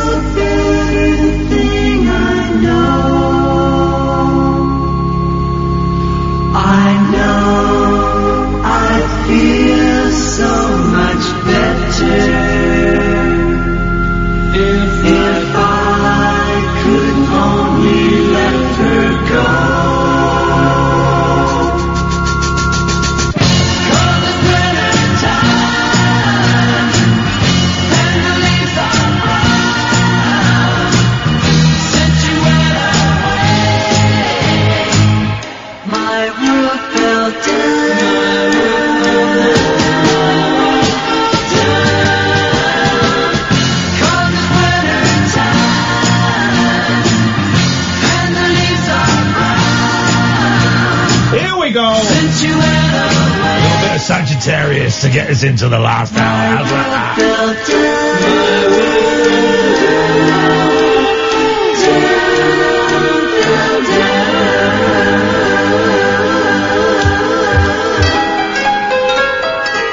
Some album, I only discovered this the other day. An album full of this baroque, I believe they call sunshine pop, with a mild hint of psychedelia. Got cough swicks, my voice is going. I'm not going to give out the phone number. If I see some phone calls on the screen, I might put them through, I might not.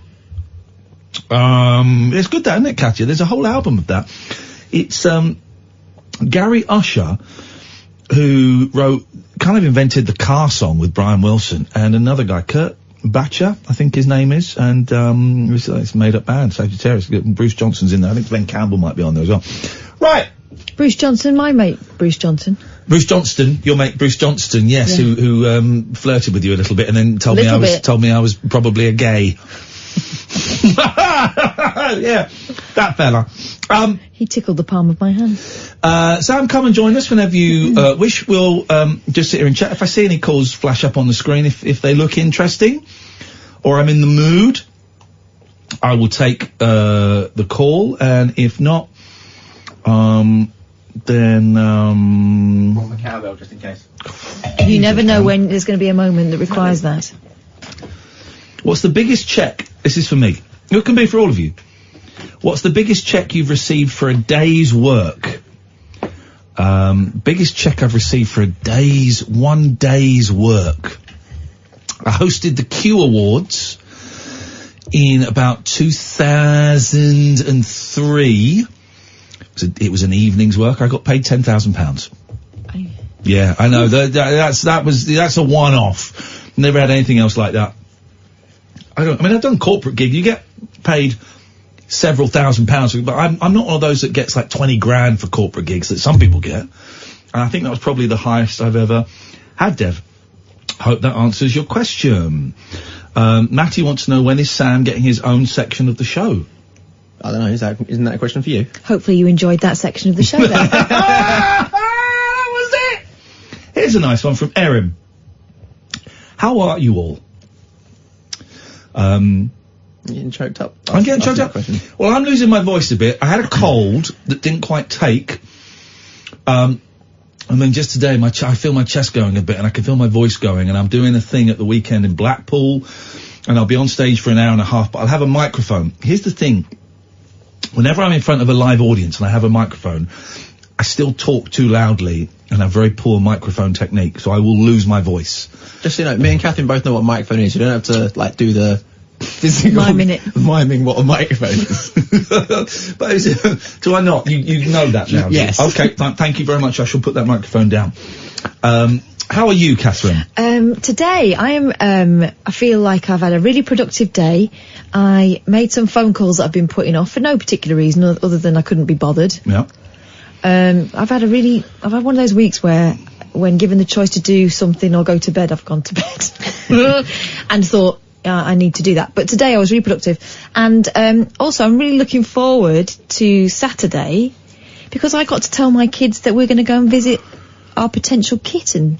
Could be getting a cat Saturday. Yeah. So I'm filled with hope, but at the same time I'm reserving a little bit of I'm a little bit prepared for disappointment. Someone might swoop in before us, and but there'll be another cat, because the thing is, right, we're ready now. It will be the right cat as well. Yeah. If these cats go, they weren't meant for you. Exactly. There was a cat before Mucky and Lucky I was supposed to get, I think, and it fell through. Wasn't meant to have that cat, meant to have these two idiots. Yeah. To bring live mice into my house. Second live mouse I've had to rescue and get rid of. How are you, Sam? Yeah, I've had a very meh sort of week. Yeah. Like, I've been setting myself an alarm every morning, because recently I've been sleeping in really late. I'm setting myself an alarm every morning, thinking, right, I'm going to get up and do stuff, and then end up just lying in bed for a couple of hours. Yeah. Then getting up and having to come into work. Should point out that this lying in bed that Sam and I have been doing has been independent of each other. Yes. Sam? Yeah. And then, today in hospital, which was bleh. But this was the blood test. So no, this was today. I had to go for an ultrasound. Okay. That was Which really one's the ultrasound? odd. Is that when you go in the pod? No, the ultrasound is on the... Yeah, it's like pregnant women. You get that cold all the gel. all the gel all over you. It wasn't cold, but it was just... It just felt And you wipe horrible. it off. They give you the blue paper towel afterwards, and you can never wipe it all off. No, It's I all then there. I had to change t-shirts as soon as I got home, because I got home and it was just really sticky and horrible. And they don't tell you then whether they No, can so see that's anything. within the next week. I'll find out. But My ultrasound said I'll let you know now. It looks all right to me.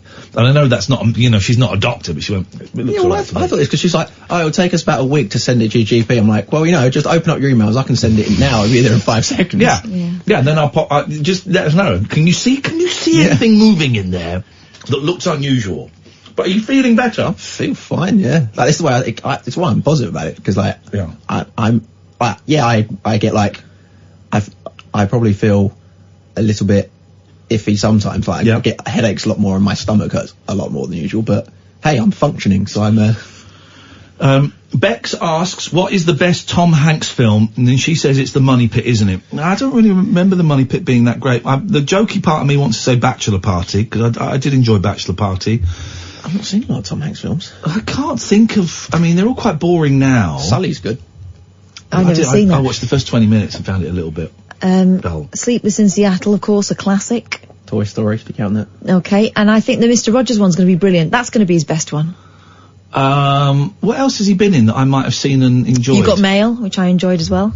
Michael Palin filmed a whole load of stuff for that as a butler, I think. And then really? it all got cut out. All got cut out. What a shame. Yeah, I know, he was gutted. He's really gutted. It's like his chance to be in a big Hollywood movie, and it all got cut out. I can't think what Tom Hanks... Have you seen The Terminal? I didn't like that. Didn't like that. He's very... Big, of course. It involves... Forrest Gump. Didn't like Gump. Didn't like Big. Okay. Oh, Green Mile. That's a good film. Oh, yeah, all right. I say The Green Mile. I've not seen it. I've heard it's sad. Oh, it's incredible. I've got it on DVD if you want to borrow it. Sure. Right, Okay. I'll bring it tomorrow. Paul says, is there one single thing that circumstances allowing you can go to that makes you feel instantly happy? No. Yeah. My scooter. Okay, for you? Anything, Sam? Probably not, no. No. When is Sam getting his own section of the show? That's not happening. Andrew says, what number am I thinking of? 6. Yeah. 69. Lots of people asking after your health. I think we've established Thank that. you, So everybody, people... I'm fine. Matty says, I enjoyed that Sam section. Looking forward to tomorrow's Sam section. Tomorrow, sorry. What was it? Let's take a little cheeky phone call here. Hello, line 1, you're on the wireless. Hello? Yes?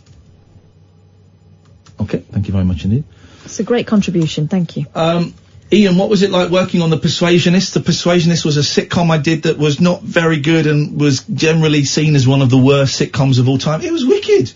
I had a great time working on it because I'm working with all these people that I really admire and like. I'm working with Adam Buxton. Harry Enfield wasn't in the series, but he was kind of like meant to be in the series early on. There was Daisy, what's her last name? Oh God, what's her last name? I think she's brilliant. She's such a good actress. Do you know what I mean? Blonde girl. Daisy. Anyway, Adam Buxton was in it. I can't remember anybody else that was in it. Natalie Goumedi? No. Daisy Haggard. Daisy Haggard, I think, is brilliant. So I really enjoyed it, and I thought it wasn't going to get made because we filmed we rehearsed the pilot, and I replaced somebody else who got kicked out. We rehearsed the pilot and we did a read through. Where you going? Yeah, phone's off. All right, man, calm down. We did a read through and like a read through performance, and BBC were going to make it, then they weren't going to make it, and we were told it wasn't going to happen. Then we did a studio pilot, and they said it was going to happen, then they said it wasn't going to happen. And then I had one of those meetings that you have at the BBC where you get called in and they say, we're going to make it. We got great plans for you. We're going to get you on Nevermind the Buzzcock. There's a meeting with me and a guy that I used to work with, a guy called Simon Wilson, who was like the runner on the 11 o'clock show, then became the head of comedy at the BBC. We're going to get you on Nevermind the Buzzcocks and all these things, and we see this is going to be a great vehicle for you. And I bought into all of that bullshine again. This is my problem. I bought into it again. I was like, wow, great. And then as we were making it, the kind of first episode was the pilot episode, which we did again, and it was quite funny. And then sort of the second and third episode, I'm thinking, I I don't think this is actually I don't think it's funny, but it must be funny because it's got all these funny people in, and it's produced by the guy that wrote The In-Betweeners, and the BBC are making it, and it must be funny, and they'll do something on it afterwards to make it funny. And we filmed the whole series, and then like months later we went to a screening for the press, and we just sat there going, oh my god, this isn't funny. This is not. I don't think it's awful. I think it's all right, but it wasn't a funny show. So that was disappointing. Hello, line 2. Hello, Iain Lee and Katherine. Oh. Before I get down to the meat, can we please have a moment's silence for one of my batteries that very sadly died today? Thank you for being so respectful. Pleasure. Hit it. Here we go, go, go. I like it like that. I like it like that. I like it like that. Yeah. I like it like that. Thank you very much indeed. I enjoyed that. We've got some good questions coming in. David Babcock says, when we have a nuclear attack in Britain, what would you do? I'm driving straight towards the bomb. I want the bomb to land on my head and kill me and destroy. I don't want to live after him. Same. No, I can't be bothered with that survival stuff. Sam? Probably finding someone I don't like and just punch them in the face. Where do you live again?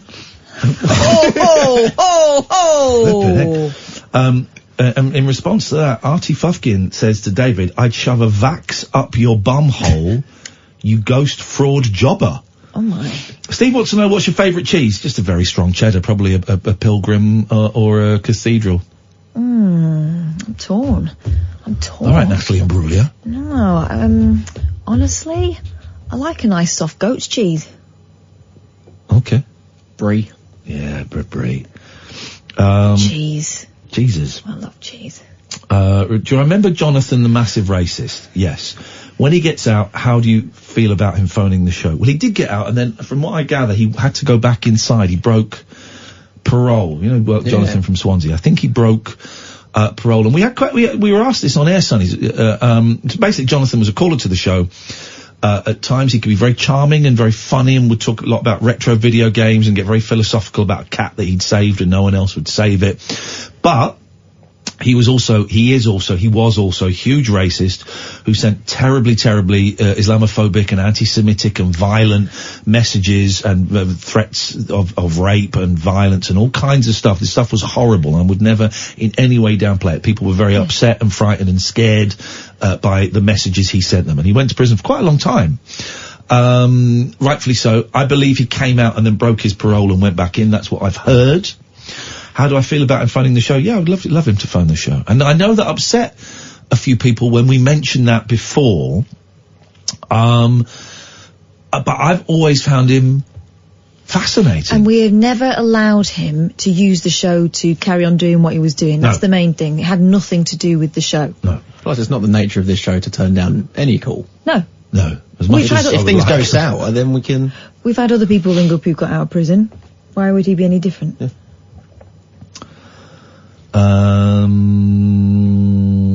What's my least favourite Beach Boys song? Oh, God, there are so many. There's so many. The one that springs to mind is... Yeah?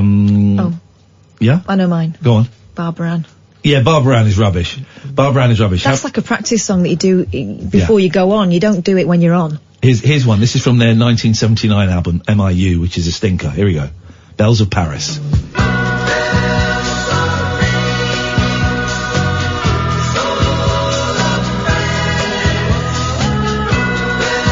Wait till the verse kicks in. You're going to love it. You've been to Paris. Yeah, I met a few bells as well.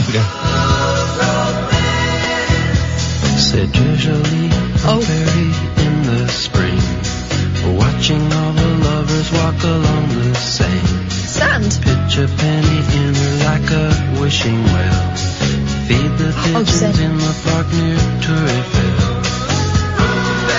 There you go. That's the Bells of Paris. Why would you call the Eiffel Tower Tour Eiffel? Because otherwise the taxi drivers won't take you there. If you say the Eiffel Tower, Eiffel Tower, Latour fell. More. Let's still charge him more. Always like talking to Sam when I call up, says Paul. Please give him my best wishes. Best wishes. Has anyone seen Once? What was Once? Or heard the awesome Oscar-winning song Falling Slowly from the same film? What was Once? No idea. No, we haven't seen it, so we cannot help you.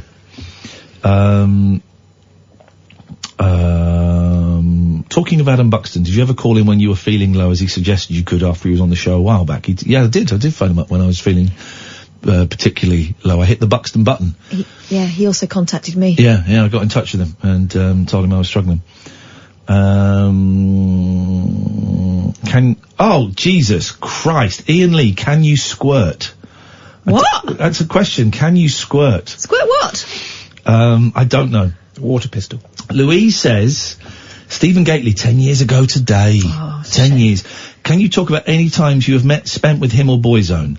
I don't think I ever met all of Boyzone. I met Ronan a few times. Ronan came on Rise and was really, really charming and delightful. We saw him on the plane, didn't we, coming back from Dublin? We did. Going to Dublin. Yeah, we did. Yeah, he was holding us all. We had Mikey. You just assume it was him because you were coming back No, from it was Dublin. him because the air hostess was swearing about him under her breath. Yeah. And to silence us, gave us sweets. Yeah, I don't think I met Mikey Graham. We had him on the 11 o'clock show. I don't think we met any of the others. Hello, line 1. Hello? Hello, you're on the air. Can I actually speak to the superstar, please? Can I bypass Ian? Jesus, it's Cockney Lee, who everyone thinks is an actual character. Speak to Katherine then, Lee. Do you mean me or do you mean Sam? Katherine? Yes. You. Why is your phone so lousy, Lee? You're a cabbie. You should be rolling in it. Oh, mate. I'm on my way home. I've had enough. Yeah, it's been rubbish today. Driving a cab in London. I've had enough, Ian. Katherine, rather. Thank you. Why the single... why do I pick up single women that are paralytic? Because I've got girls. Who batted in then? Me. I was going to say, because you're a good man and you know that they need someone to get them home safely. Yeah. But why don't they pay at the end, Katherine? You're joking. What, they legged it? Of course they didn't leg it. They couldn't, they can't even stand up. Yeah. So, I've had a little thought. Could I be, and could you pay me to be the cabbie correspondent? Well, How about that? Well, you're welcome to ring us up and talk about cabs. But at this point, we're having trouble paying ourselves. Can I just interject? Can I have 1 minute 48 of everybody's time? I'd rather not. Well, Lee, it's my show. You're gonna. Thank you. You're gonna. I'm gone. Here we go.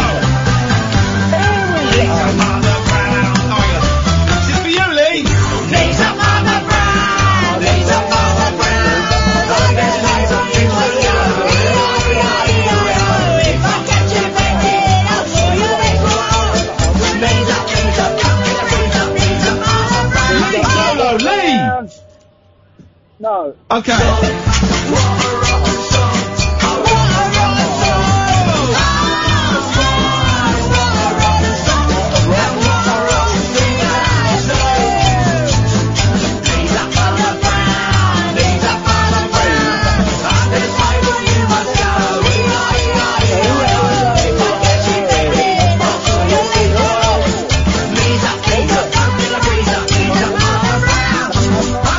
The only person who knows all the words is the Mank. Cultural appropriation.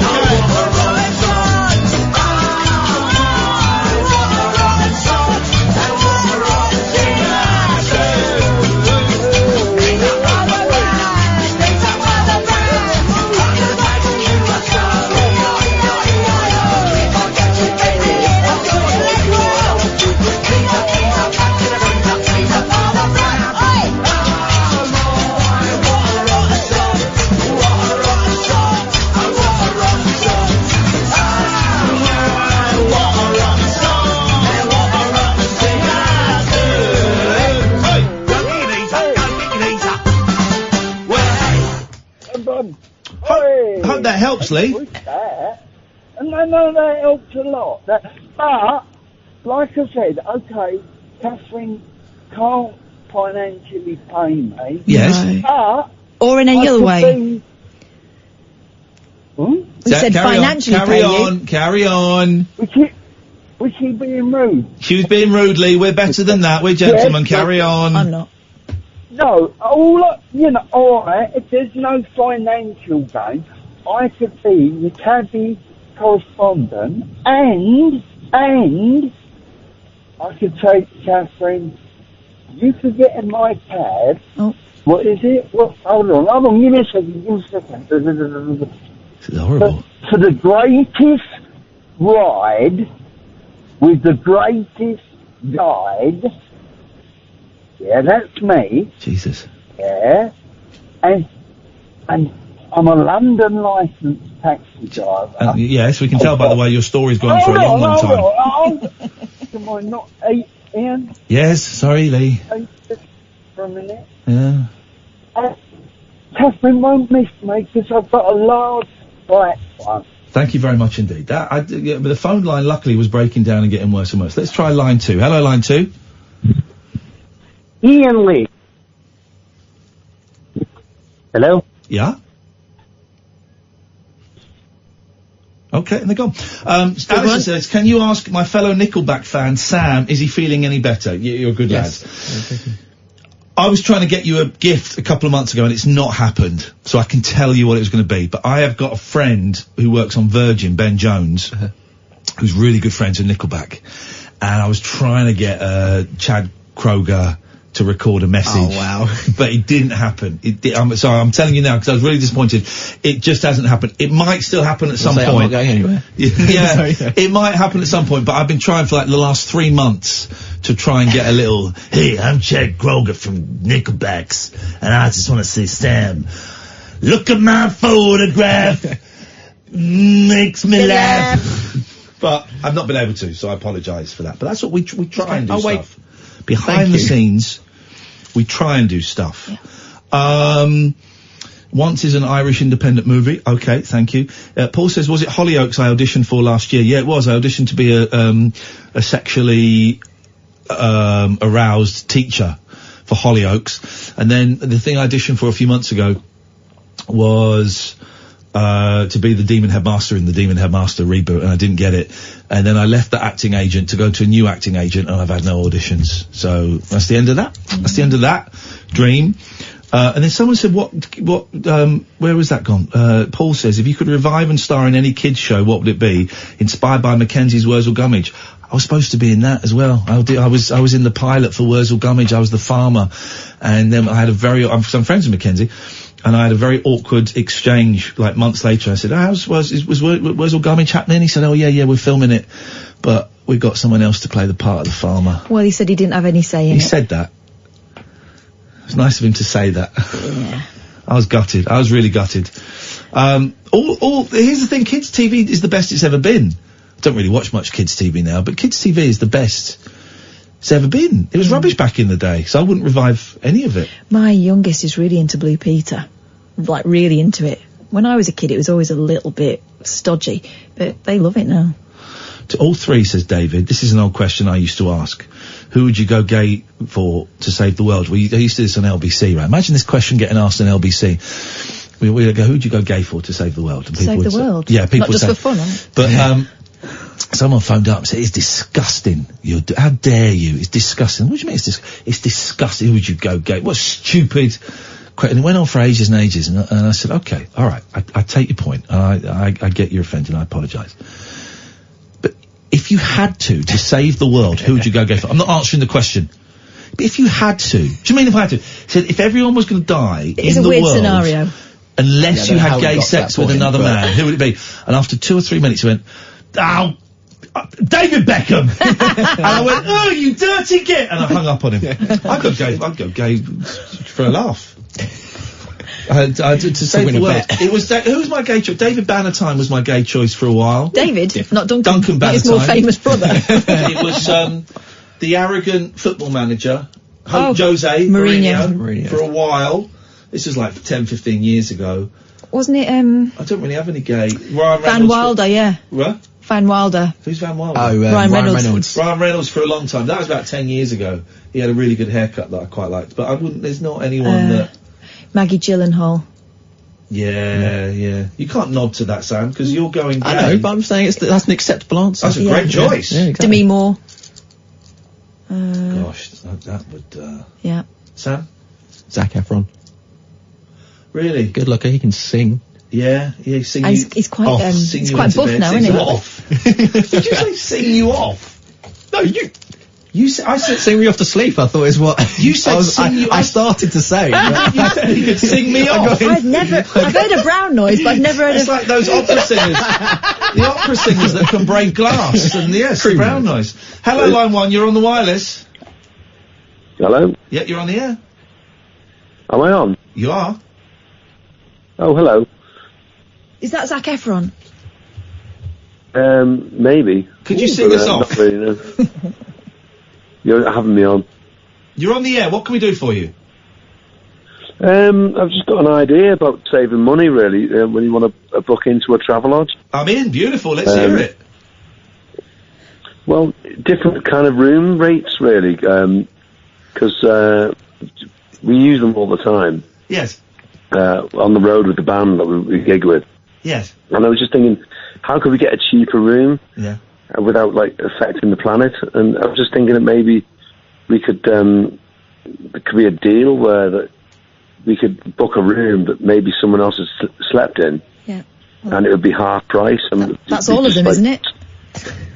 Pardon? That's all of them, isn't it? No, well, some of them are better than others, I must admit.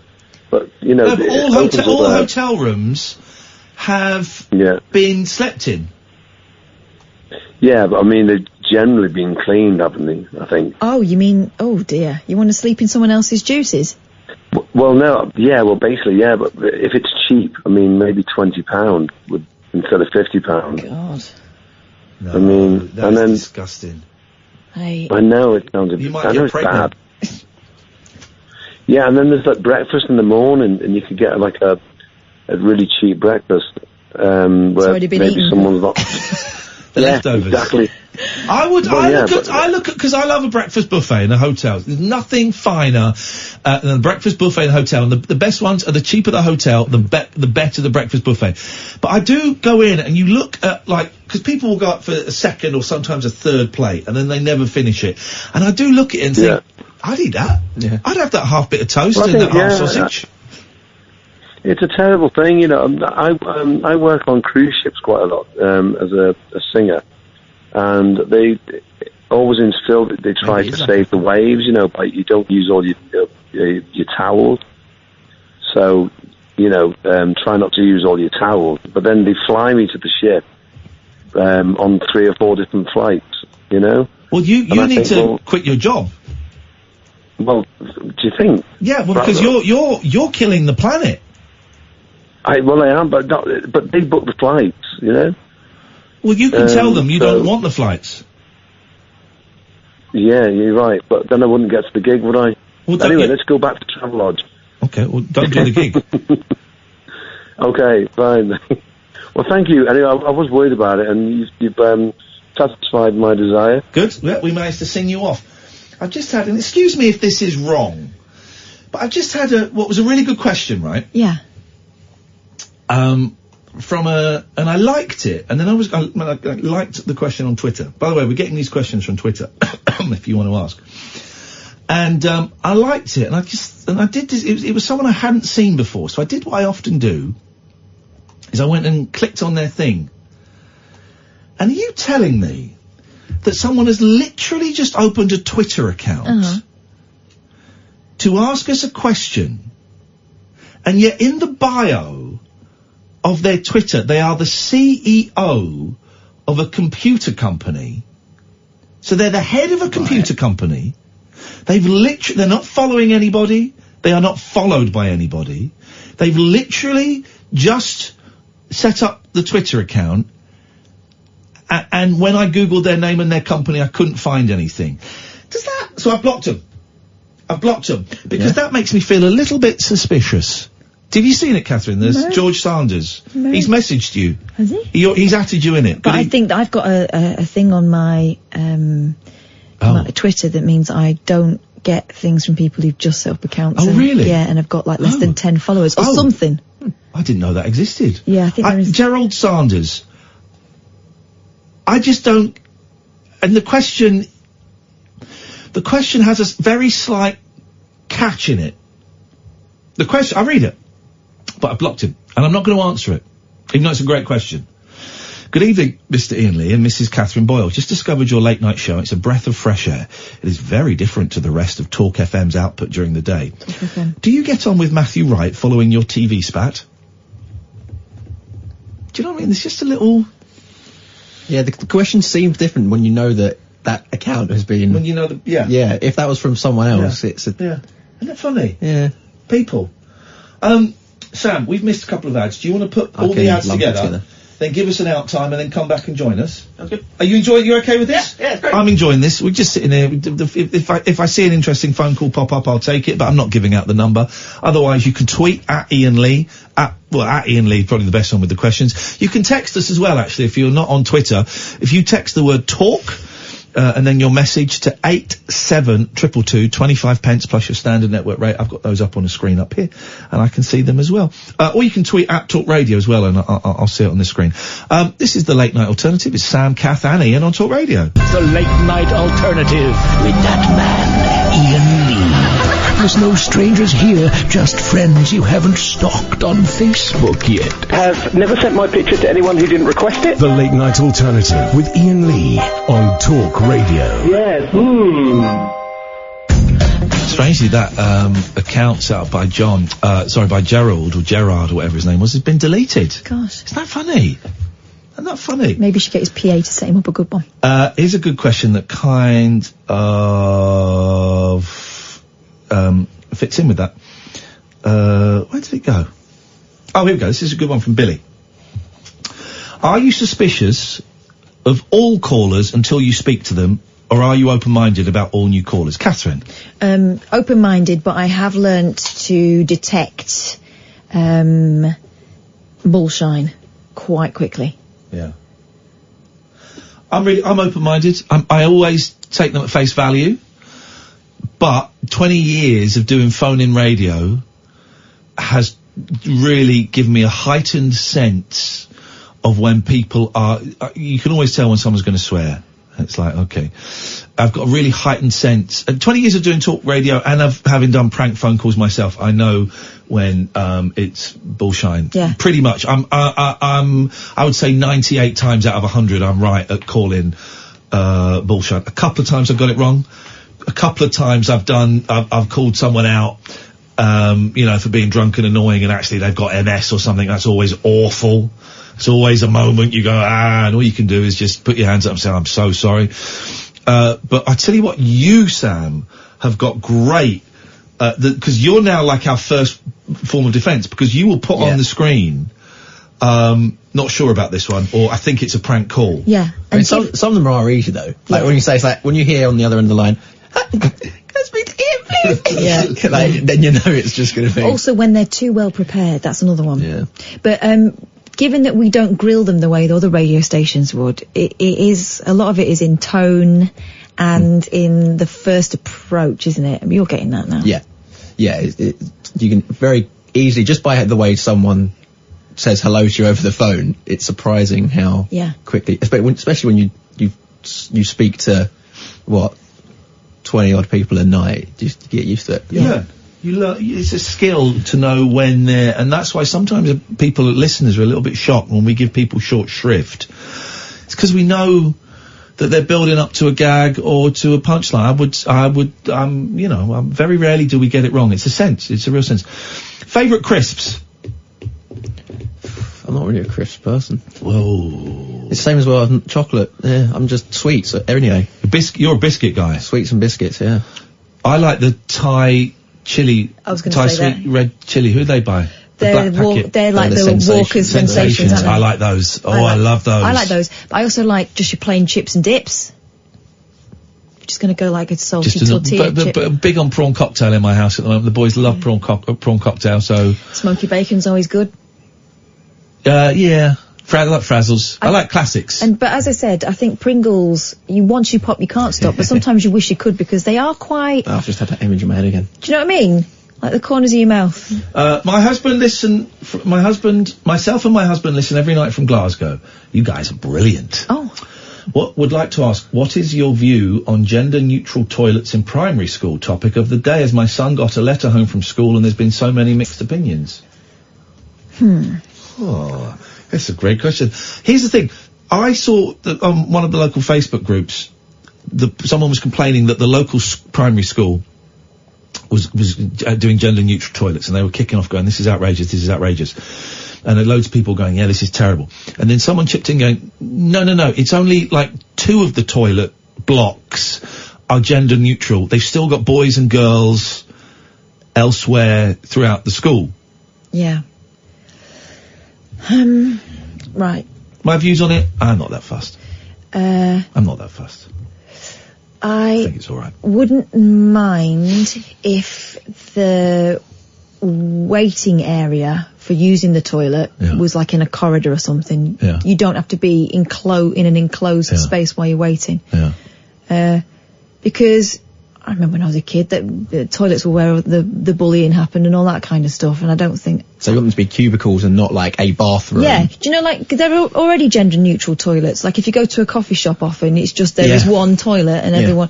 But you don't wait inside... Yeah, you're like... to do it. And I remember we talked about this once. In Luton, they were talking about having a gender-neutral toilet in the Arndale. Right. And I said I would feel very uncomfortable about using that. You know, depending on what time of night you're there, if you're there on your own. Also, men are going to feel uncomfortable about it too. Because it's that thing of, you know, there's the same discomfort you feel when you realise you're walking down the street and there's a woman there and you're kind of super aware of how close you get and stuff. Yeah. But on the whole, if it is just opening out onto a corridor, what's the harm in that? Mick says, evening Ian, way back, this is niche. You had an American style fridge freezer that broke down. I wondered if you managed to get it fixed. By coincidence, I fixed Nick Ferrari's the very same day. No, I didn't get it fixed. It was a pain in the arse, that fridge. The big old fridge, big old unit, and it was broken pretty much from day one. Never fixed.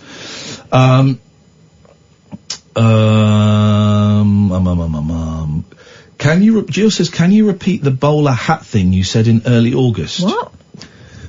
What was that? No idea. Nope, can't. It was in the break on Periscope. And the whole Kelly thing. No idea what that means. Sorry. Don't know what that means. Someone asked what Toff was like in the jungle. Yeah, she was alright. I didn't really speak to her much for the first, week that I was there. I didn't really speak to her until it thinned out quite a bit, and a lot of people are gone. She stood up for me once when Dennis Wise had a big old go at me because I said there was a challenge, and that someone said, right, who's up for this? And I said, well, I'd like to put my hat into the ring for this, and Dennis Wise went nuts. Jamie Lomas was having a go, and look, mate, you can't do it, mate. And I said, okay, I can't go and do it, but I'm just putting my hat into the ring to say I would like to do it. Yeah, mate, we're not gonna let you do it because okay, I'm just saying I would like to do it. Also, because he said, because you gave up on the first, and he went, yeah, but I've also won. I didn't say at the time, I'm the only person that did a solo challenge and got all 10 stars. And then Dennis Wise stood up and was getting really aggressive, and I was quite scared because you got 2 alpha blokes who have got this pent up rage that they've had for a long time, and now it's finally coming out. And I'd said to the producers before, I said, I really want to go for this challenge because I know I could do it, but I'm scared to say I want to do it. And they said, why are you scared? And I said, because I think they'll get angry. And they said, if you want to do it, say you want to do it. And I trusted it was the one I trusted. I'm still friends with now, actually.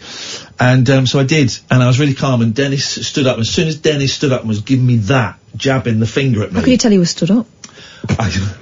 I just sat back, and I was scared. I was scared, and I was really angry, and I was shaking with anger, and I just thought, don't say anything, because this is going to be a whole 15 minutes of the show. Don't say anything, because whatever happens now, you are winning this moment right now in the eyes of the public. Just sit down and be very calm. And I was furious, and I was so upset, and I was so scared. And I was just going, all right, Dennis, listen, I won't do it. You won't do it. I'm just saying. And then Toff, the point of it is, then Toff said, the whole point of this show is that people get to challenge themselves and push themselves, and I think you're being really unfair. So I got on with Toff. Then he asked, have you spoken to Toff since? Here's the thing.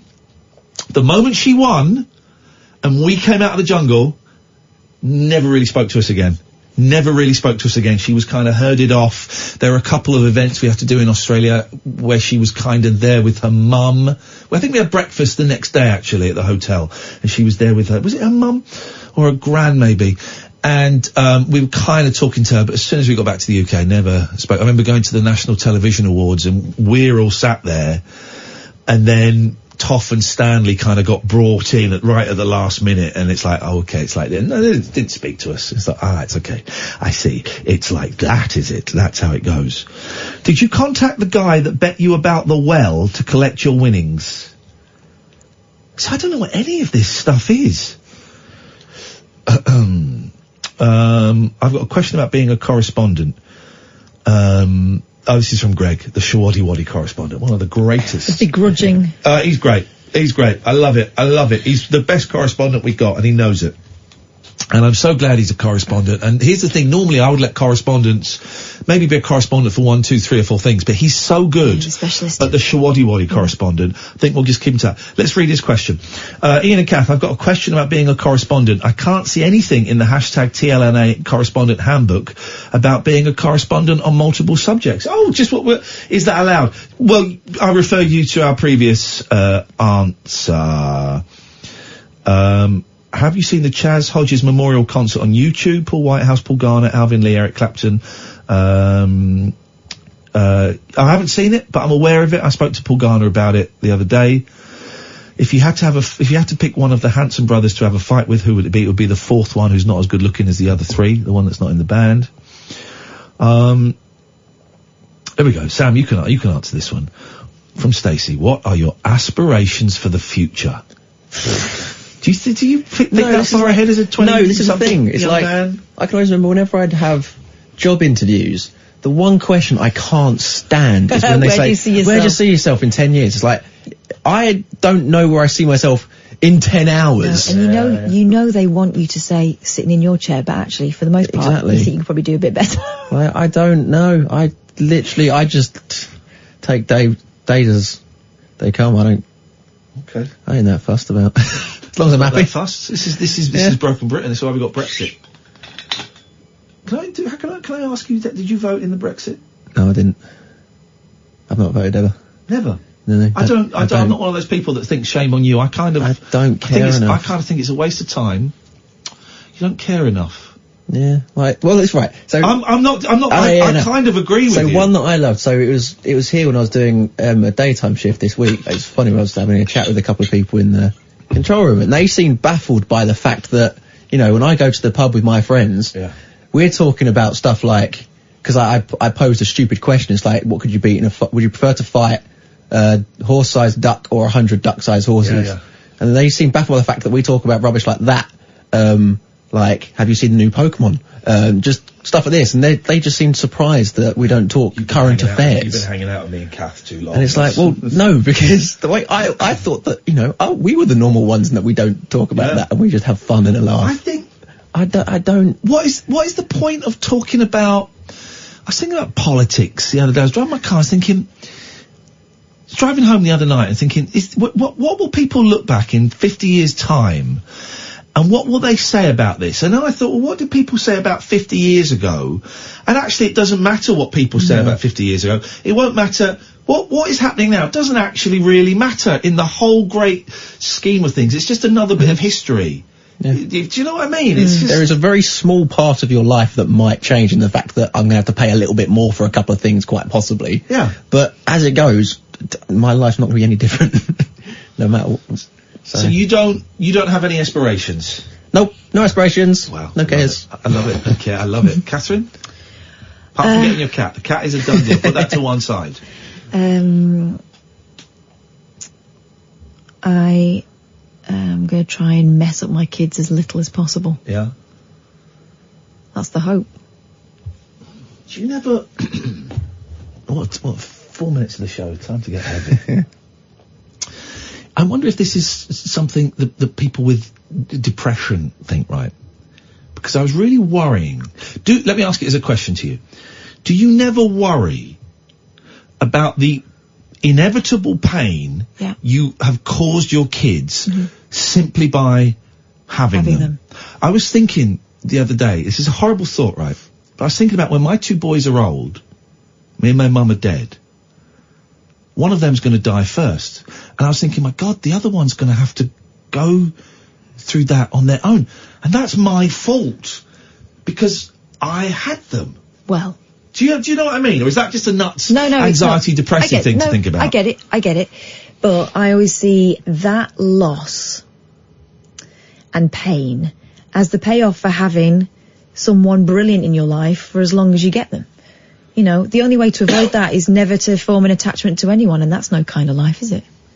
Yeah, the positives, like, completely outweigh that one small negative. But it's not one. I mean, there are continued but here's the thing. Negatives. Those boys will have other people that are part of their lives that will become part of the brother's life as a result of that person being alive. Probably with my youngest, it'll be his cellmate. Yes. But what I mean is, you know, like with my mum, when her parents died, her grandchildren got her through, because these are people who are around her and are not looking at her with a sympathetic head bob and saying, how are you doing today? There's always a reason to, if you're lucky, there's always a reason to carry on and to keep going. And you might lose someone, but their life has meant something, and they'll leave something behind for you. My boys getting old and me not being there so much. Or the upset of when I die. Imagine, I was thinking about my dead dad and thinking, my God, what will they... That's going to happen to them at some point. They're going to have but your relationship with them will be completely different. Yeah. Here we go.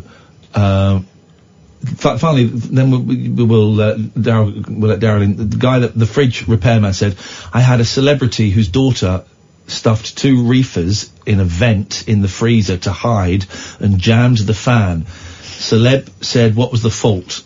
I said a loose joint, and his daughter's face went bright red. Who was the celeb, Mick? You got to tell us. Sam, thank you. Thank you. We have to go and press some buttons in a minute, and Daryl Morris has to come in and let us know. Press them if they worked. Yeah, well, are they working tonight? No. Are they not? I'm clicking so the buttons don't work. I saw a button box sign. Flippin' heck. One leaves, one comes in. Are we on? We're on. Are we on? We're on. We're actually, you had an hour and nearly 2 hours last night. Nothing. What an easy ride. Were you broadcasting, or you knew it was off? We had to broadcast for 40 minutes without realising, because nobody could tell us. And you'd already got locked in the lobby. It wasn't your day, was it? Lobby. It was a disaster. It was a disaster, Kath, that's what it was. It was an absolute disaster. But it was quite good fun, because, you know, because it's a bit, it ended up being a bit like what you guys do, which was just, it was like, coping. Yeah, no, it was just, we chatted, it was really nice. And Amy, who was our guest, who came in at 1 o'clock to do a little bit. I recognise her from Amy Nickel, I think she's on the telly sometimes. You know, she's one of those people who pops up on This Morning and things like that might be it. She came in and God love her, because nothing was working. We had no phones, we had no audio, we couldn't play any adverts or anything like that. She stuck about and we just chatted until about 5 o'clock. It was lovely. It was arguably the best show I've done. I do think the best moments on radio and on TV, it doesn't happen so often on TV anymore, but it used to. But the best moments are when it all goes tits up, when the lines go down, not when it happens every night, you know, for 5 months, but it seems to be sorted. But when lines go down, or a guest doesn't make it, or... As a listener, you love the mayhem. It's the best. Yeah, I agree. 5820. 5820. What have you got? Monica Price is here today, so hopefully things will work, or she'll be sticking about till 5 o'clock as well. Don't worry, she can talk. She can. Monica can talk for England, don't you worry about that. We'll talk about that, we'll talk about winning the lottery. We're also going to hear from the mayor of Moose Jaw in Canada. They have the biggest moose statue in the world. They were overtaken by Norway last year by 30 centimetres. The war is on. Okay, well, I'm free this weekend. I could probably knock a bigger one out than that. Yeah. We are done. Back tonight at 10. Ta-ta. We are Talk Radio.